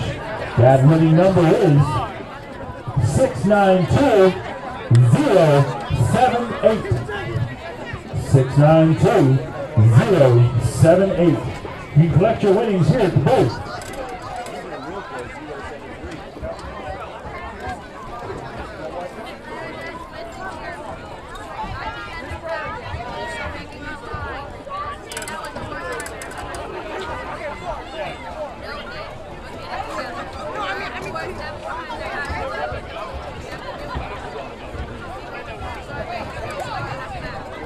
An update on those out-of-town scoreboards. Jeff Morgan is winning against Bentworth 22-10. Mapletown 10, California 6. Fort Cherry 0, Bishop Canevin 33. Cornell 6, Burgestown 19. Our Lady of Sacred Heart 24, Syracuse Houston 0.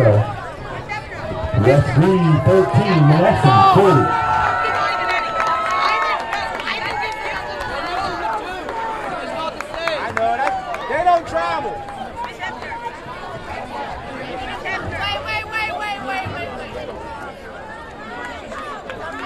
Those winning tickets once again for $295, 692078.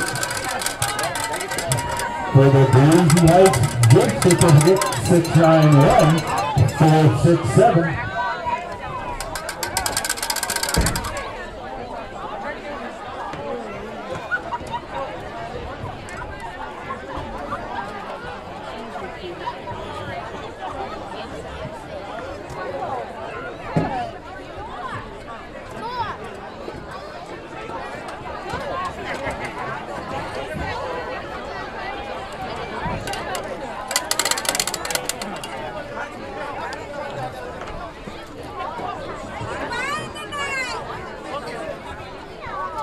Barb Humensky is 1 to 50-50. We still have the gift certificate for Breezy Heights. That winning number is 691467.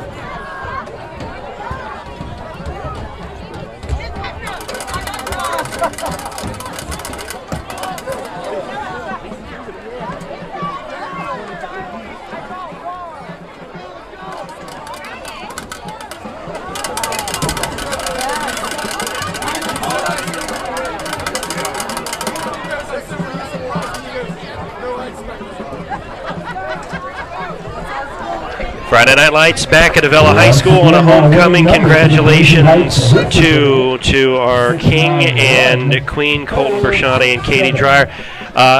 Jesse Saunders, right before the end of the half, we had a really nice touchdown pass from the Eagles. We want to show it to you one more time.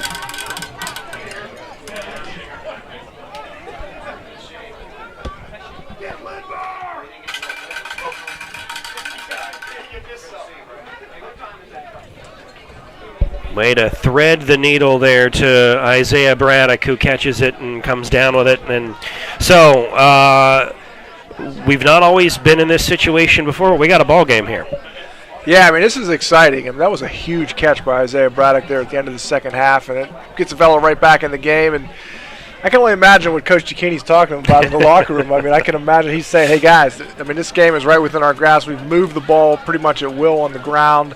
A couple big plays by Carlynton have given them this 1-point lead, but if they can limit that, I like the Eagles' chances in the second half. Eagles will start with the football here as we start here quarter number 3. But, you know, I've been surprised here. I think we both have been pleasantly surprised the ability of the Eagles to move the football, run the football. I had a really nice opening drive where they powered themselves right down the field and scored the game's opening points. Yeah, I mean, they have really looked good on the ground. The offensive line has done a really nice job of pushing that Carlynton defensive line back. Been encouraged by that. And it's been a couple different players. I mean, Caleb Ruschel started the game, got the first several carries, and it looked good, you know, up the gut and around the end. And then they started going to Brodenham a little more. Of course, Cole Jaworski had several nice runs.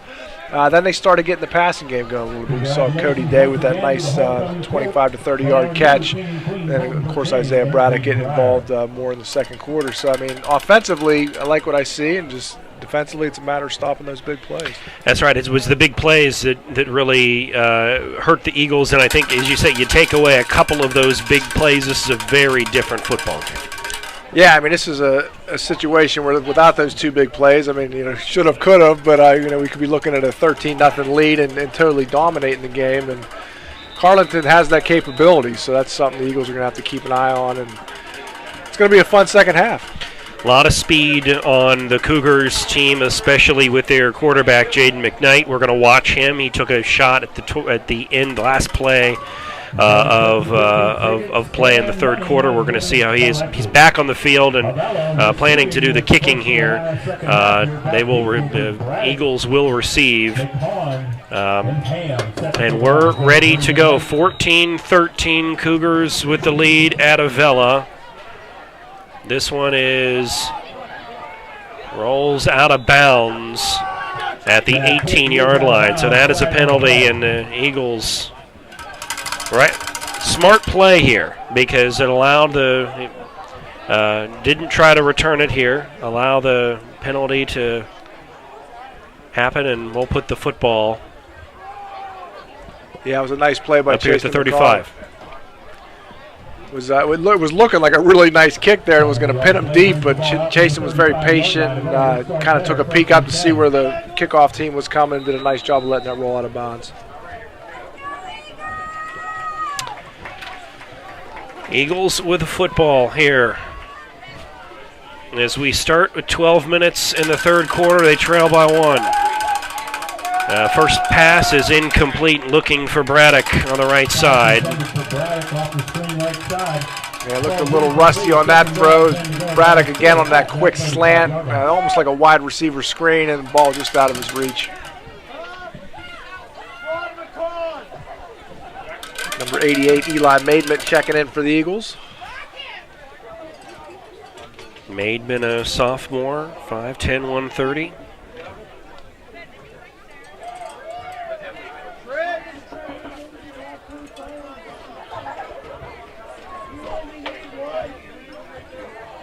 Here's Jaworski. Gonna throw the football, and it's caught right around the 41-yard line. That's up to Nate Rankin, the sophomore, making the catch for the Eagles. Yeah, Nate's had a few nice catches for the Eagles this year. He's definitely a player who stepped up as a young sophomore, and he's going to be a nice player for them moving forward. Third and manageable here. 3 yards at the 47-yard line. They need to, I'm sorry, the 42-yard line. They need to get to the 45. They'll spread them out here.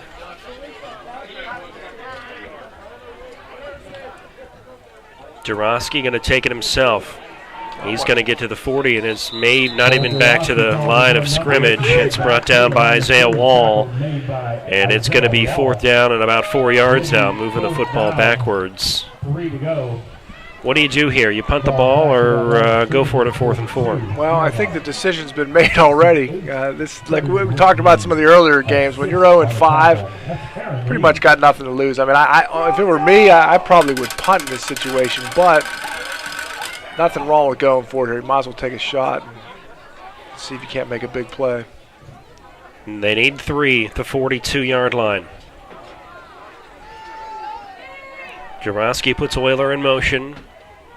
They give it to him up the middle to the 47-yard line, and a big first down for the Eagles.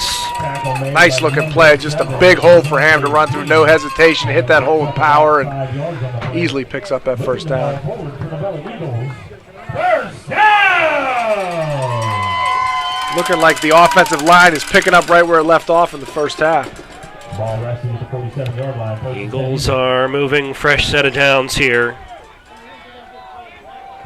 Jaworski again, Euler in motion from left to right. They give it to Ham, right side, and he is hit hard. That was a nice hit. Yeah, that is the linebacker, Devontae Dean, with a tackle. Whew. Ham had a head of steam too, but just a matter of getting the right angle by Dean, and it was a really, really nice tackle. The Ham is good. They're going to put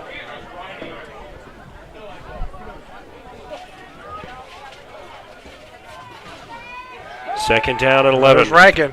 Right over the middle. It's Rankin, the 45, and is thrown down again by Dean with a tackle. Rankin down to the 45-yard line on the Carlynton side. Yeah, Rankin was running free through the secondary. And nice catch and getting upfield there, got about 8 yards. 9 minutes left to play in the third quarter. Jaworski able to find him here. Third down and 3 at the Cougar 45-yard line. Jaworski brings him up. Ham hit pocket right.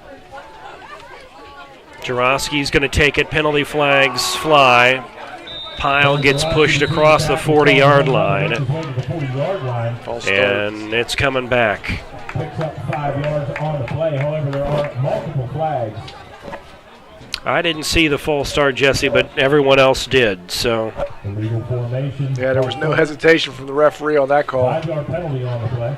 Sets the ball at the 50-yard line. Now third down and about 8 yards here. Third down now. Eagles have done a better job. They haven't had too many penalties tonight, but some of the penalties have happened at bad times, such as that 3rd and 3 now becomes a 3rd and 8.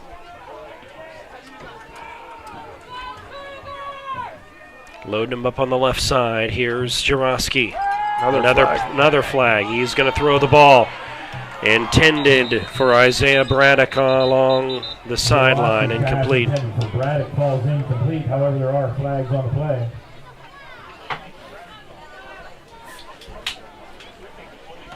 Yeah, you can see some frustration from the Eagles sideline. This is going to be on the Eagles. It's another procedure penalty, and they're going to decline it, and it's going to make this a 4th down and 8 here for the Eagles at midfield. And now you've got Huminski in there to punt it.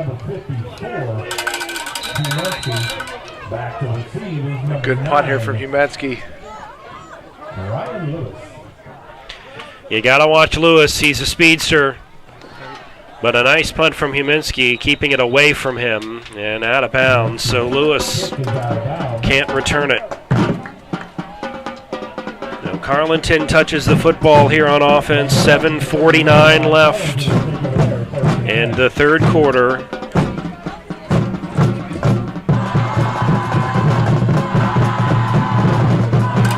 Spot the ball right at the 30-yard line.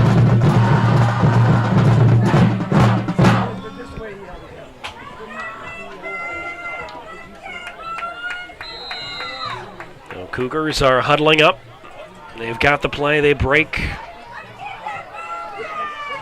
McKnight again in the shotgun. He'll take the football. Hand it off.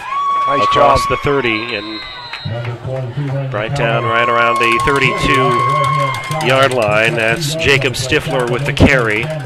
Jason McCon did a nice job getting off the block and making that tackle. 2nd and 8 to go. Ball resting at the 33-yard line. 3 yards on the carry. 2nd and 7. Jason, a 4-year player for the Eagles. Starting the past couple years, playing that defensive end, outside linebacker role.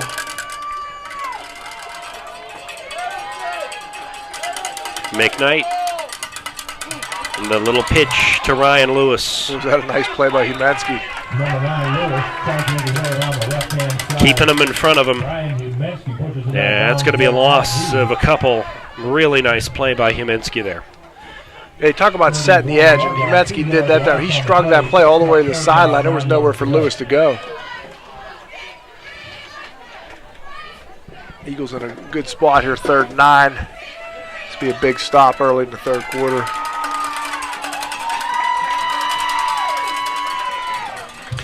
Third and 9, as Jesse indicated here.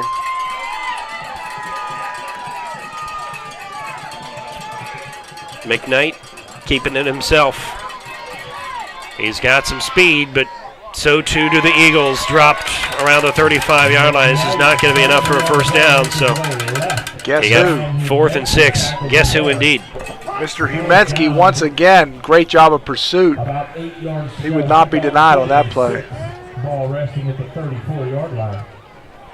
Back deep to receive a punt. So first half of back and forth scoring and 2 punts to start the second half. That's something that might maybe a little unexpected, but if you're an Eagles fan, that's good news because we're going to get the ball back in some pretty good field position.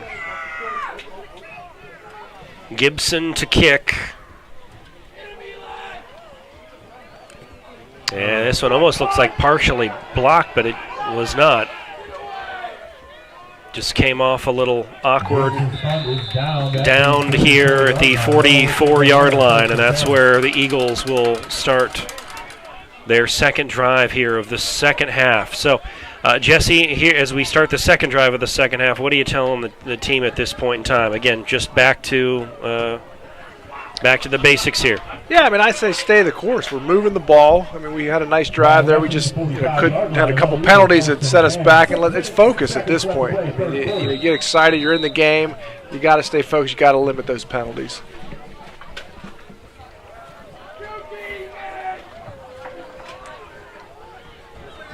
First and 10 for the Eagles, 45-yard line.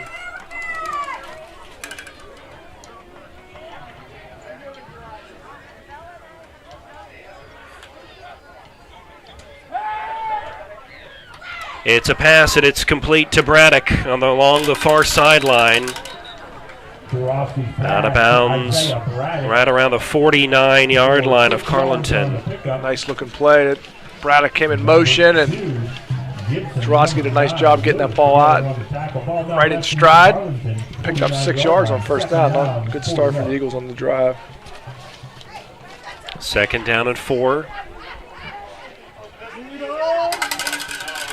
This is a Carlynton team, too, that moved down from 2A last year, so this is their first time in single A. Ham's got the football. 45. Spun down around the 43-yard line, and looked very close to a face mask there. Yeah, there was a few yells from the crowd. I think they were wanting that as well. And with nice looking play, just how quick that delivery from Jaworski to Ham. I mean, catching it. Ham's getting that handoff in stride. There's no hesitation. Exactly. I mean, they look strong on that. Ham hits the hole, running hard here, and a first down. Euler in motion. Ham again, right side, and spun down In the backfield by number 7, Devontae Dean, the 6'1", 165 sophomore.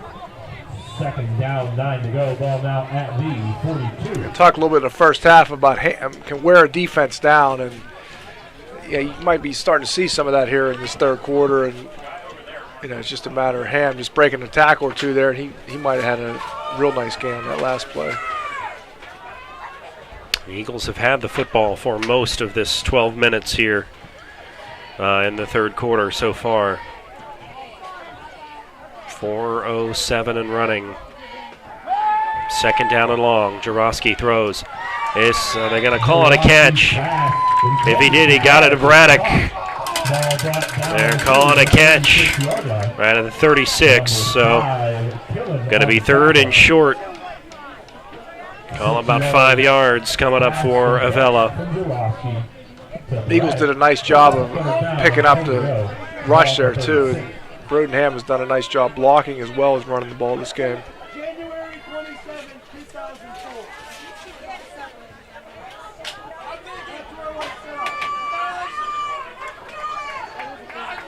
Ham in the hip pocket right. Looks like some confusion on the Carlynton defense.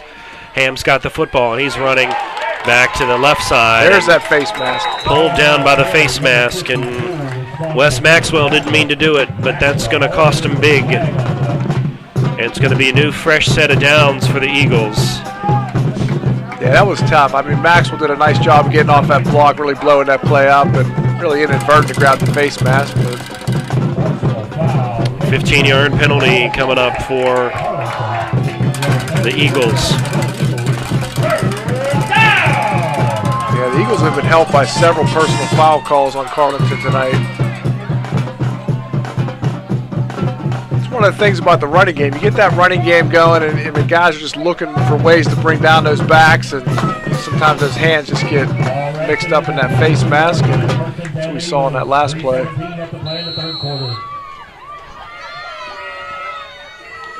Jaworski, they'll spread him out to the right side. He's going to throw. Oh, he's got a man.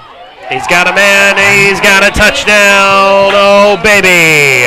Nate Rankin. Nate Rankin with a touchdown, but there's some laundry on the field. Oh, man, this will be tough. They call the Eagles.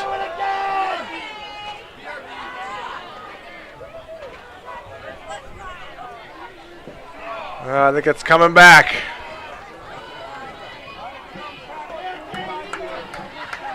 Rankin was open by a mile on that play. Oh, that is frustrating. I'm sure he does. Well, this one moves the ball back 10 yards. I guess a holding penalty is what this one was. But yeah, after we score our touchdown here, we'll go back and look at that play as well. And see. Jaworski calls for the football. He's going to take it himself up the middle. Hole. Across the 25-yard line, and the pile continues to move. Oh my God, Avella has the football! That's a gain of about 8 yards on first and 20. Second and 12. Eagles. I like that call. Temptation would be to go right back to that pass play, and the Eagles just trying to get a few of those yards back and set themselves up for a little more manageable second down. Looks like maybe a cramping on the field. We'll take a short timeout. 14-13, Eagles driving in the third. Josh Kale, he's one of us, delivering for our district and standing for Western Pennsylvania values. Josh Kale, fighting for jobs and growth without tax hikes, while holding the line on spending. Josh Kale, getting the job done. Range Resources has proudly focused on delivering energy solutions for more than 40 years. Our core values, performance, innovation, integrity, and transparency, guide us in the work we do every day as a natural gas industry leader. These values reflect how we operate as a company and are deeply rooted in our commitment to improving the communities where we work. These leading efforts have included pioneering the Marcellus Shale, now among the world's largest natural gas fields, becoming the first company to voluntarily disclose hydraulic fracturing fluids, and developing large-scale water recycling for shale development. Our commitment to fostering thriving communities begins within the walls of our company, starting with the safety and well-being of our employees and extending to the communities where we live, work, and support. Natural gas is powering our lives, providing a cleaner future, and creating exciting opportunities for careers in communities all around the world. We're proud of our accomplishments to date, but we recognize the importance of continuing to raise the bar at every opportunity for our employees and the communities where we work. Returning to action here. Jarosky with a football up inside, just outside the 20-yard line. Injury timeout for Cooper Black, the sophomore offensive or defensive lineman, but he got some cramping here. Goodman on the tackle. And looks like another one, another of the defensive linemen down. Yeah, this Carlynton defense has been on the field a lot this quarter, and this is where that cramping is going to become an issue for them. And if you're the Eagles, just got to keep pounding. I mean, you got to take advantage of this, and got this Carlynton defense moving backwards. You just got to keep coming at them. Trying to see the number of the individual who is down, but yeah, we're hoping just a couple of cramps. You've got some folks trying to stretch out on the Carlynton sideline as well. But we'll take a quick timeout and be back right after this. 2:13 left to play, third quarter. 14-13 Carlynton on a big third down coming up for Avella.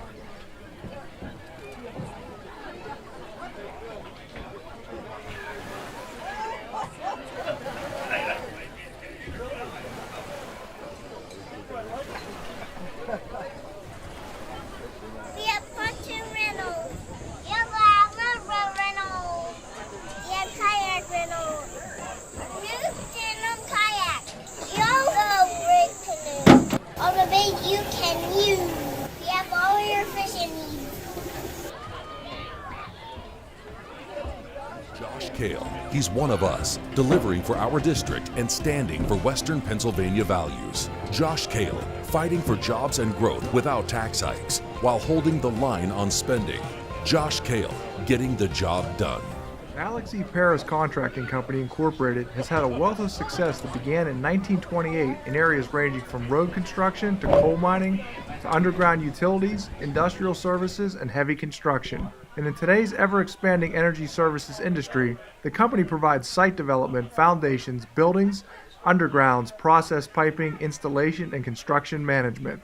The future is bright for the company under the guidance of Alex E. Paris, CEO, and Timothy A. Paris, Vice President of Operations. One constant during the operation of the Alex E. Paris Contracting Corporation has been the company's commitment to hiring a professional, dedicated workforce. With today's continually evolving construction and energy climate, the company is dedicated to providing competitive wages and benefits and on enhancing employee skills through continual training and professional development. And whether working locally, regionally, or nationally, skilled workers are needed in a variety of areas. Join us and help to continue the rich tradition associated with Alex E. Paris Contracting Incorporated.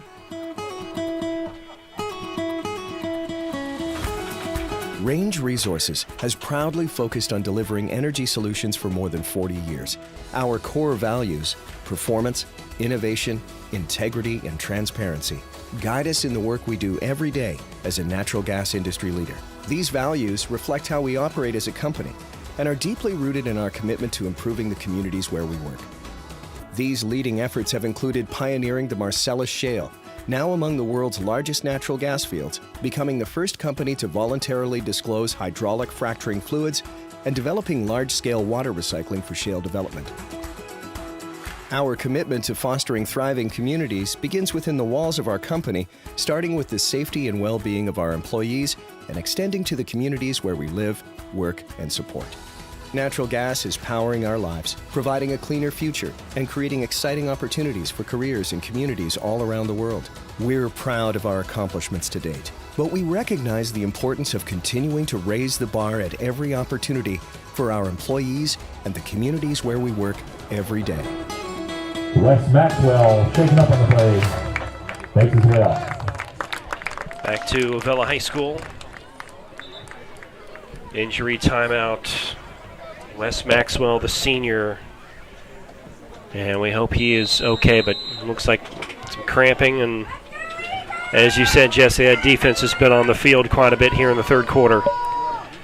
Big third down play, though, coming up for the Eagles. It's a 3rd and 9 at the Cougars' 21-yard line. Rankin in motion from left to right. Jarosky.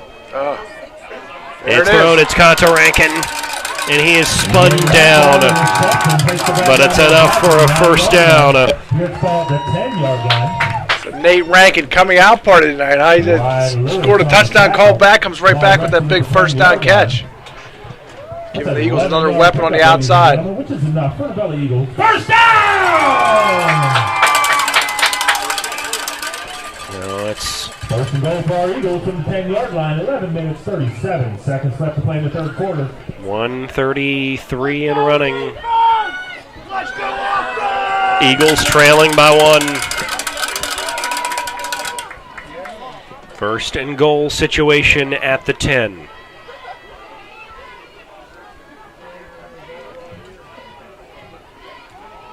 Jarosky is going to keep it and stood up right around the 10-yard line.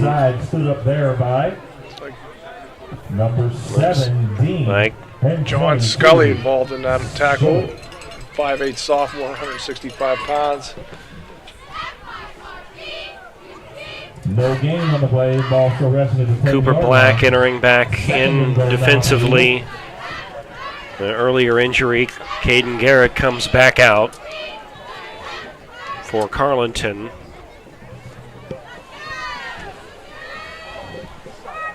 "35 seconds left here in the third quarter.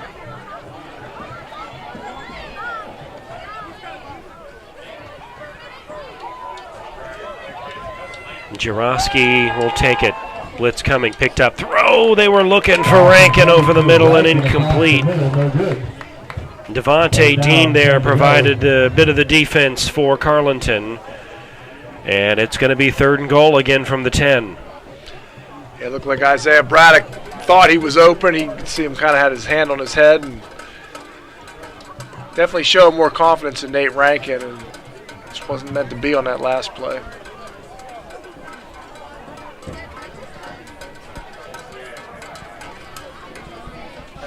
Play clock stopped here, 19 ticks.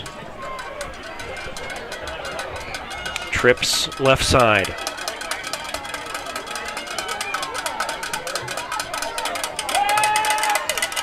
Jarosky looking left side. Trying to hit the back shoulder to Cody Day and incomplete. And it's going to be 4th down and 10 from the 10. So interesting call here. Obviously, you're looking at a 27-yard field goal, and let's see if we're going for it. Maybe. Yeah, they're going to kick. All right, Mr. Humensky. Let's make it happen. See, these are those pressure situations here. Gives them the lead. Humensky to attempt a 27-yarder. They call for it, high snap. The kick is up, and the kick is... Sign into Penn State, my friend. Sign into Penn State. It's good. Mr. Humensky, thank you very much. Drills it with many yards to spare. Ice in the veins of Brian Humensky with 9 seconds left in the third. It gives the Eagles a 16-14 lead. Timeout from Avella High School.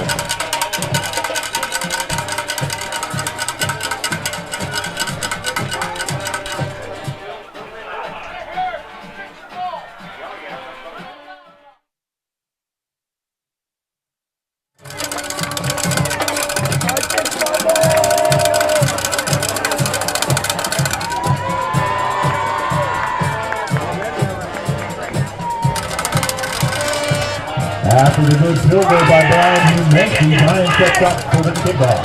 Back deep to receive is number 9. Back to action here. 9 seconds left. Third quarter. Humensky squibs this one, and this one goes out of bounds. And that's where Carlynton will start with the football here at the 35-yard line as they start with, again, 9 seconds left in the third. So some big plays. Jesse Saunders, a 27-yard field goal for Humensky. Yeah, I mean, you can only imagine that Humensky's probably in practices booting him from 35 or more, and he's probably been waiting for that opportunity all year, and he stepped up there confidently and just no hesitation, and man, he looked good on that kick. Final homecoming for Humensky here, who is a senior, one of the 3 seniors on this team. Here's Carlynton. McKnight brought down at the 45-yard line. There's a flag in the backfield, which is usually holding, and it's going to push back Carlynton 10 yards here. Caleb Ruschel on that tackle.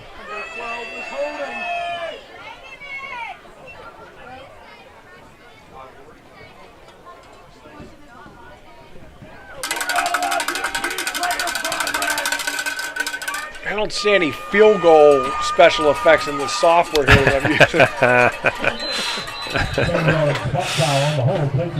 using. Bang out that touchdown one, but the field goal one is maybe it's in one of the updates. We'll keep looking at it. Fourth quarter, Eagles with the lead on homecoming 2022. Timeout. He's one of us, delivering for our district and standing for Western Pennsylvania values. Josh Kale, fighting for jobs and growth without tax hikes, while holding the line on spending. Josh Kale, getting the job done.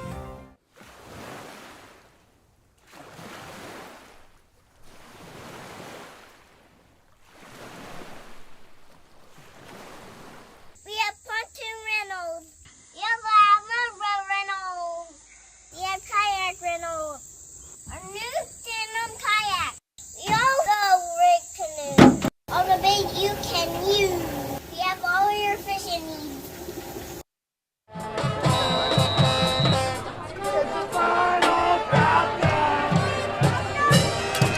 Start playing the fourth. Quarterback keeper for McKnight. Taken out of bounds. There is a flag on the play. Like number 50 for McKnight out of bounds. Tommy Hatcher, 5'7", senior for Carlynton, got involved with Triton Shirley for the Eagles. Let's see which way this one's going to go. And I think they're probably going to decline. Well, let's see. They're going to maybe decline the penalty. It was 1st and 21. It's another holding penalty. They're going to decline it. That's going to make it 2nd down.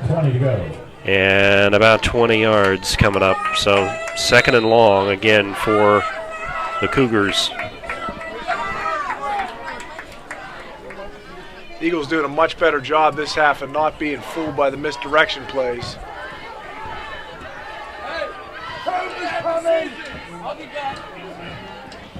McKnight's going to keep it. And hit hard in the backfield.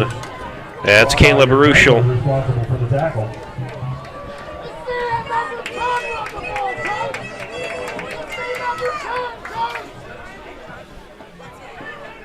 Yeah, I mean, I think the Eagles have figured out what Carlynton's trying to do. I mean, they're trying those misdirection plays, and they've been up to the task this half. Almost like they have a spy on Jaden McKnight. Eagles, I think, have really done a nice job of making sure that their big-time players aren't touching the football as much, right? That's right. Good pressure here. Oh, they're throwing Ham! Ham has got it. Intercepted. And he was just hanging out there to spy. Brodenham read that perfectly. Thank you very much, he says. Aaron Lee with a tackle, and he is down over on the other sideline, right around the Eagles' 20-yard line. Yeah, I think he took the brunt of that blow from Brodenham on the tackle. And it's a big man coming down the sideline, and the head of steam, and let's hope this young man is okay.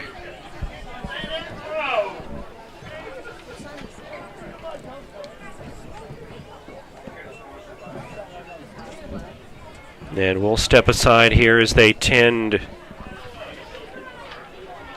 to the injured Cougar. We'll be back right after this.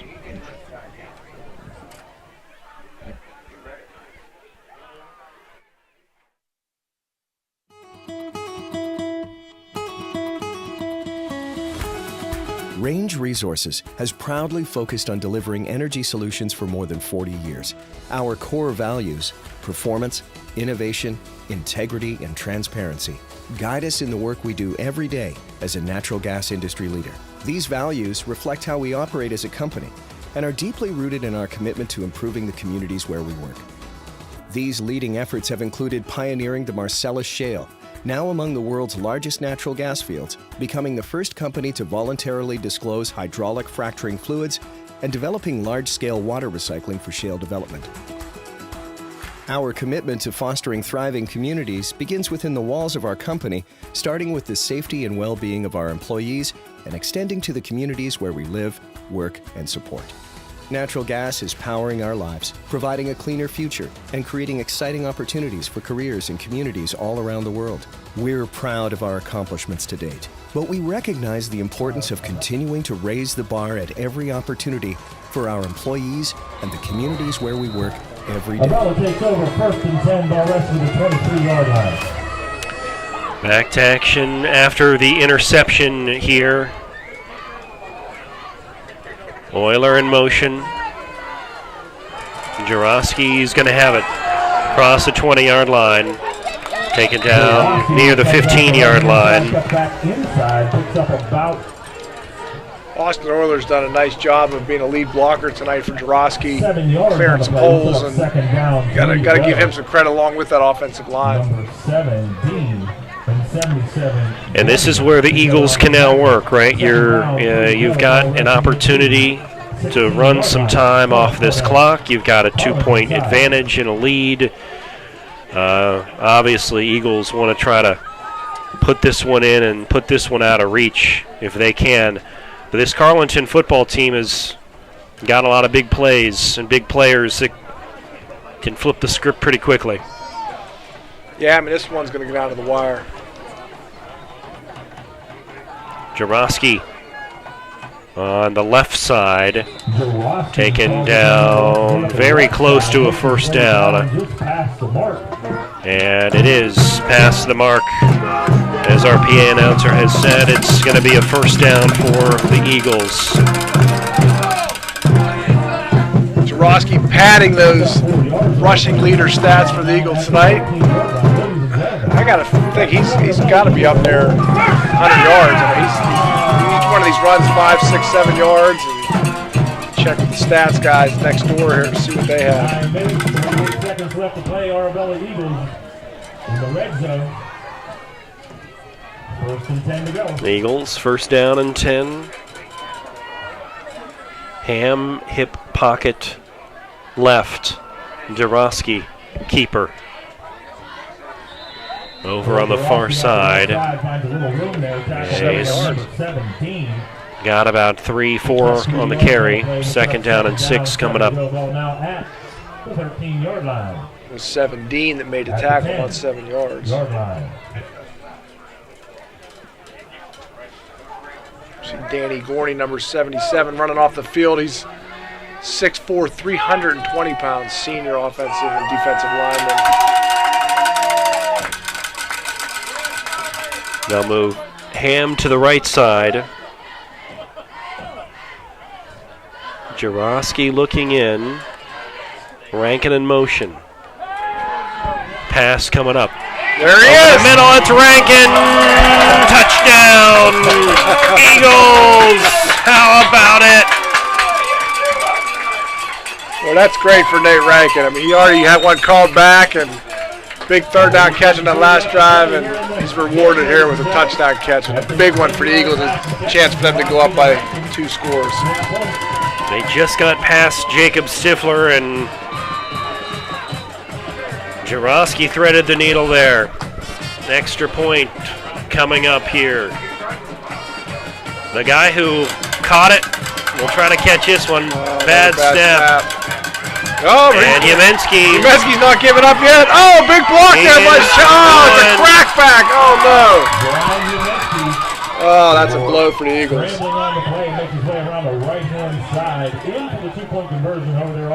Big block by Chase to McCon, but they've changed that rule in recent years where you cannot hit the player who's not looking in your direction, so I think that's going to go against the Eagles. That against Andrew Goodman. The crackback block happened to Goodman. And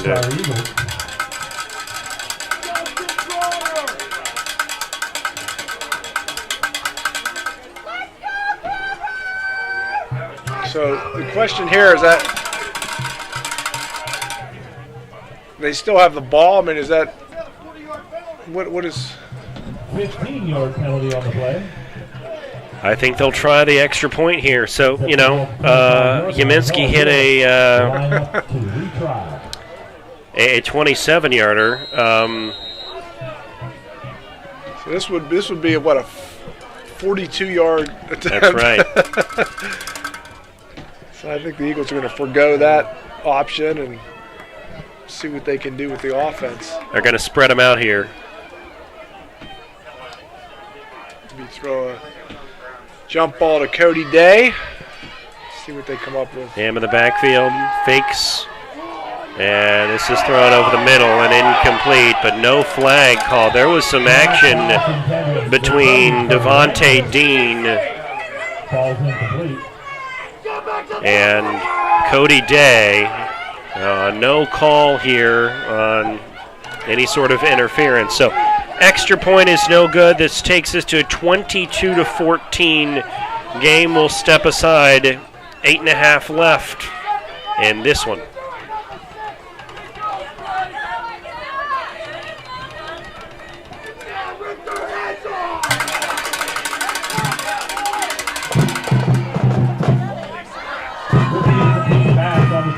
Ladies and gentlemen, 33 seconds left to play in the game.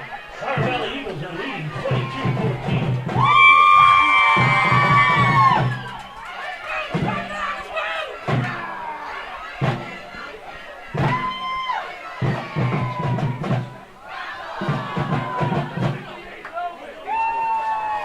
Number 9, Lewis, back deep.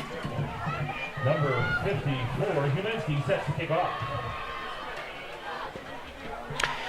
Friday Night Lights powered by Hickory Telephone Company. Scott Willier, Jesse Saunders. 8.5 left in this one. Avella 22. Carlynton 14. Huminski for the kickoff. Caught at the 31-yard line. That is 12 Stifler pushed out of bounds across the 40. Right around the 43-yard line. So 53-yard, about a half a field for Carlynton to work with. Jesse, this is a time, I think, where you can't let up. You've got a 8-point lead. It's a Carlynton team, though, that can score very, very quickly. We've seen a 60-yard touchdown scamper. We've seen a 89-yard touchdown scamper in this one. Yeah, the Eagles just have to stay disciplined here, and they've done a nice job of not getting caught up in the misdirection, and they just got to keep that effort going on this drive. Handoff is to Stifler to the right side. And Gang tackled their cleanup crew, was in Caleb Ruschel with others. Triton Shirley involved in that tackle. The Eagles' lines, both lines, just really done a nice job tonight. I mean, that play looked like it might have some life, and Triton Shirley just shut it down. And Stifler kind of limping back. He's going to come off the field. Yeah, this is where you're the Eagles. You got to dig deep and Got to just keep fighting all the way to the end. Donlin in for Stifler. He's going to take the ball. Oh boy, and he's going to go right side. He squirts up the middle inside the 40-yard line. A big first down for Ashton Donlin, the freshman, 5'7", 140. Some fresh legs in there. And McCon brings him down. But as we said, this is a team that can score quickly. A lot of speedsters. it's one of those situations where maybe an injury plays into Carlynton's favor. You're not used to seeing Donlin. And Donlin again. nice job by Sawyer Kramer on the tackle. Donlin, tackled by Kramer. Picks up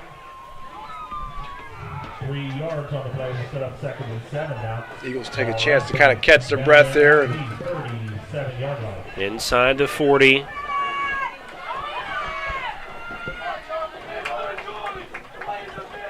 who's going to make the big play for the Eagles defense?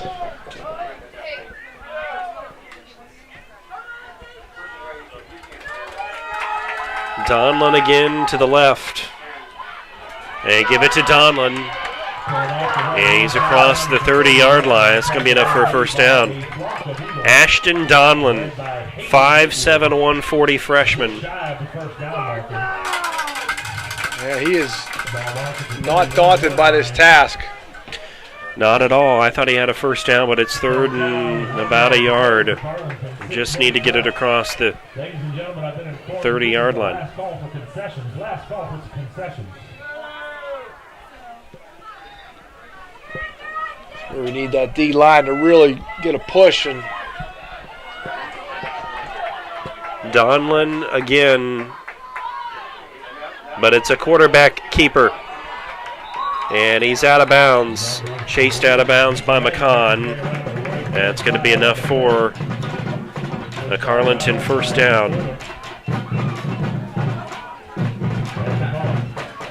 this is where that extra point really looms large, because the way the Eagles' offense has been moving the ball today, you got a feeling that they'd be able to run out the clock, but still got a chance to keep him out of the end zone and make that a moot point.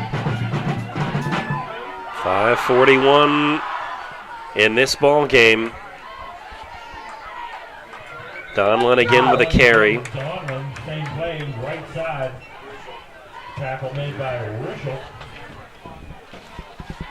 One of the things that Coach Rich Pacini talked about was young guys stepping up in big situations, and Donlin done a real nice job on this drive, just keeping those chains moving. 5 minutes, 15 seconds. Football resting at the 24-yard line. We're just about under 5 minutes to play in this one. New legs and perhaps new life here for Carlynton. Quarterback keeper going to go left side and spun down. Nemetsky again. McKnight trying to find some new daylight. Big play by Humensky, staying home and just being there for that. They faked the ball there to Donlin, and Humensky was up to the task on the defensive end position. So Donlin to the left, Schooley to the right. They give it to Donlin. Go on the right side, and the ball is out. Number 10 on the carry off the right-hand side. On the play. Yeah, it looks like it's going to be recovered. Timeout for injury on the field. By Carlynton. Timeout called by Carlynton. And you've got an injury with Cooper Black down. Second half.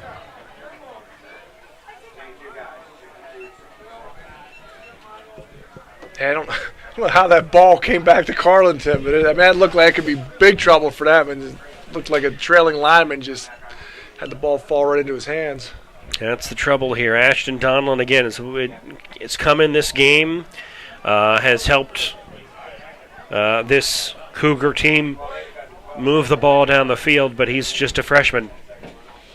Yeah, and maybe just a case of well, that's hard to say. I mean, he maybe just trying to do a little too much there. There was a lot of traffic, and it's a nice hit by the Avella defender, and almost a huge play for the Avella defense.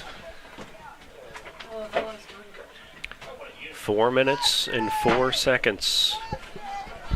See if we can take another look at that play while we're waiting.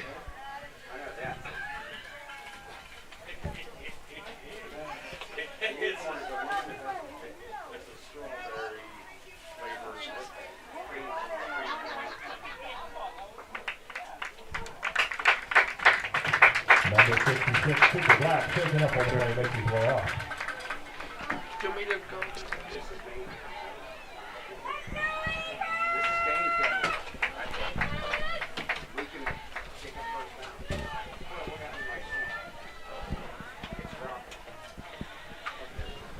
So 4th down and 5 for kind of all the marbles here for Carlynton. Up. Biggest play of the game. There was a flinching up front, but no calls. And now, is there a timeout that is called? It looks like Carlynton able to get a timeout in here, but Jesse Avella was pointing around. It looks like some folks are flinching, and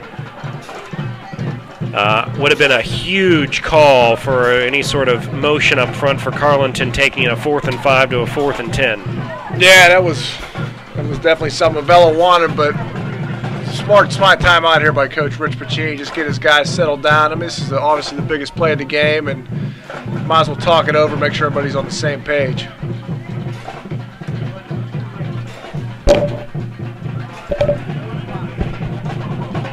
Gives Avella a chance too to, they can talk it over as well. So I mean, that gives them a chance to be organized and make sure everybody knows who's doing what.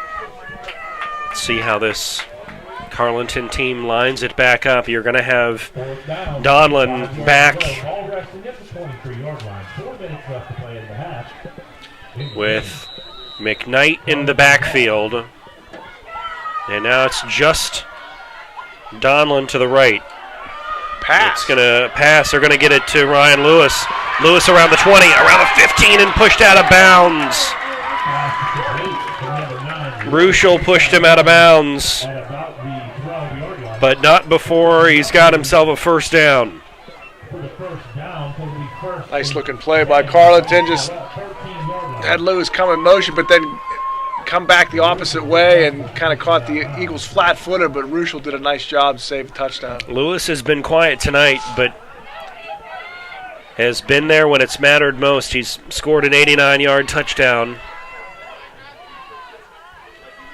Donlin hands off and not able to. Nice tackle by Sawyer Kramer. Eagles doing a really nice job of wrapping up tonight. I mean, they haven't given up too many extra yards. Just they make contact, are wrapping up and holding on, and they've been able to limit that Carlynton rushing attack for the most part, outside of those couple big plays. Under 3.5.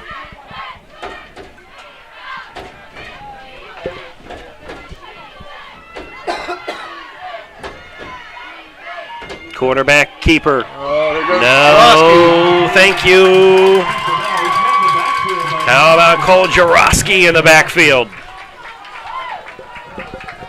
Well, Jarosky blitzing on that play, guessed right, and he was all up in McKnight's face on that play. 3rd and 12. Moving this football back around the 15-yard line. Just what the doctor ordered. Huge play.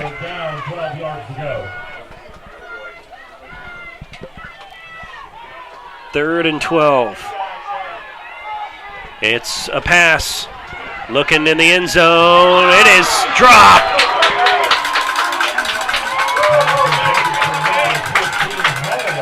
They were looking for Damian Holloway, the freshman, in the end zone, and he just dropped it.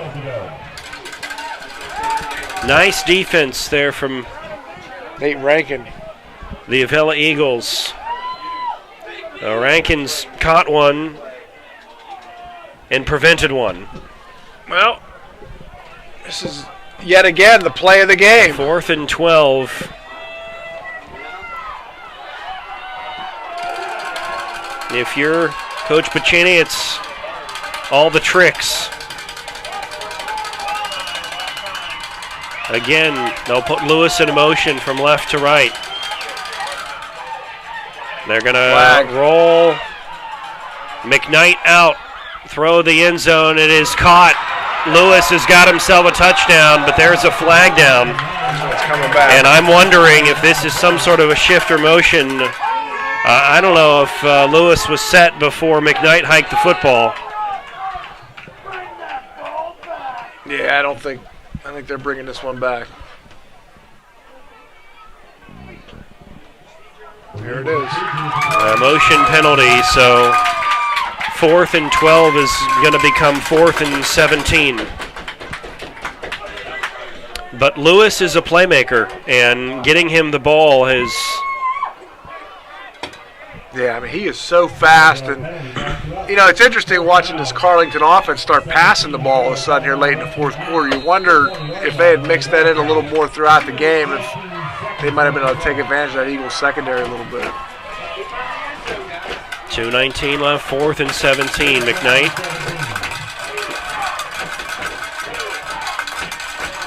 He wants the ball. Again, going to pass. They're going to put it up again. Over... Out of bounds and incomplete. Mr. Jarosky playing deep center field, came over, helped out on that pass breakup, and he was going to take over here with 2:12 left. Looking for Holloway that time. And it looks like there are 2 timeouts remaining, so you need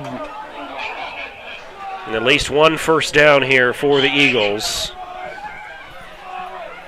Yeah, got to think they're probably going to go with the QB sneak here, or the QB keeper, I would call it. Got to believe Rich Pacini here. Going to use these timeouts too early. High school, there's no 2-minute warning. On 2:12. Can the Eagles put the foot on the throat here of the Cougars?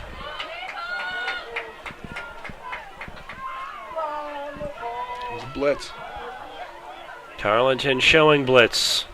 Jarosky has got it up the middle across the 25-yard line to the 26-yard line. So a nice gain on first down. Let's see when Coach Pacini decides to use these timeouts. Yeah, it's always an interesting decision. Do you use them right away, or do you wait to see what your defense can do? I think they're going to wait one more play and see if they can keep the Eagles from getting the first down. If they get the first down, the game's over. 2nd down and 4. 140 and running.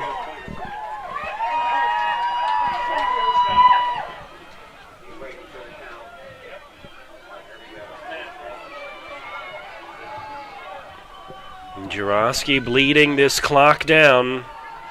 Takes it again, bounces out right side, stays inbound across the 30-yard line to right around the 31-yard line. And that is a first down for the Eagles. Well, that should do it, ladies and gentlemen. Barring a turnover, looks like the Eagles are going to come out winners on this homecoming evening. The nicest formation to see in football here. Jarosky will go under center.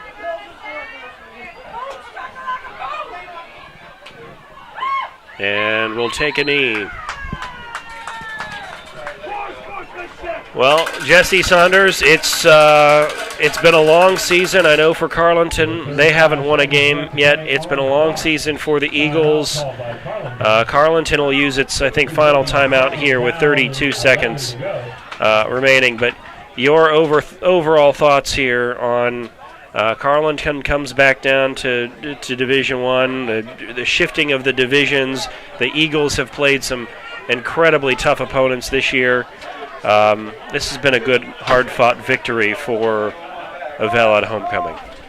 Yeah, I mean, this has just been a great win for Avella. I mean, the offensive and defensive lines have just played phenomenal tonight. Just several contributors. Nate Rankin, first touchdown of the year. Just a great all-around effort. Really proud of the Eagles tonight on homecoming, and just happy to see them get this victory. A lot of things to take home, I think, for the Eagles, and game balls to go out for folks. Yeah, this is a heck of a victory. Good game. This is a good Carlynton team. I mean, like you said, they have some weapons, and for them moving forward, maybe get that passing game going a little more. And they're a team with some potential, a young team like Avella, and a team we'll see again in the future. Well, you'll see number 9 Ryan Lewis again. He's just a sophomore. Their quarterback, Jaden McKnight, is a junior. 42 ticks left.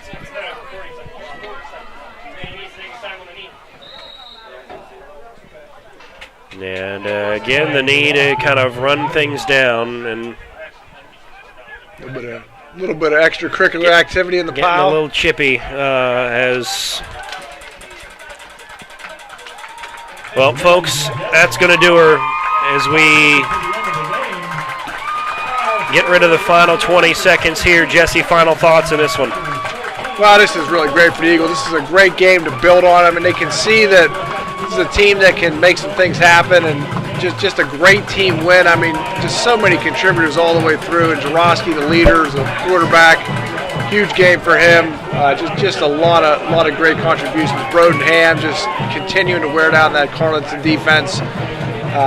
Just super proud of them and happy for them to get this victory on homecoming night. Eagles get the first victory of their season here, 22-14. A lot of great things to take home. Offense was tremendous. Defense was tremendous. Final from Avella on a homecoming Friday night. It's the Avella Eagles 22, the Carlynton Cougars 14.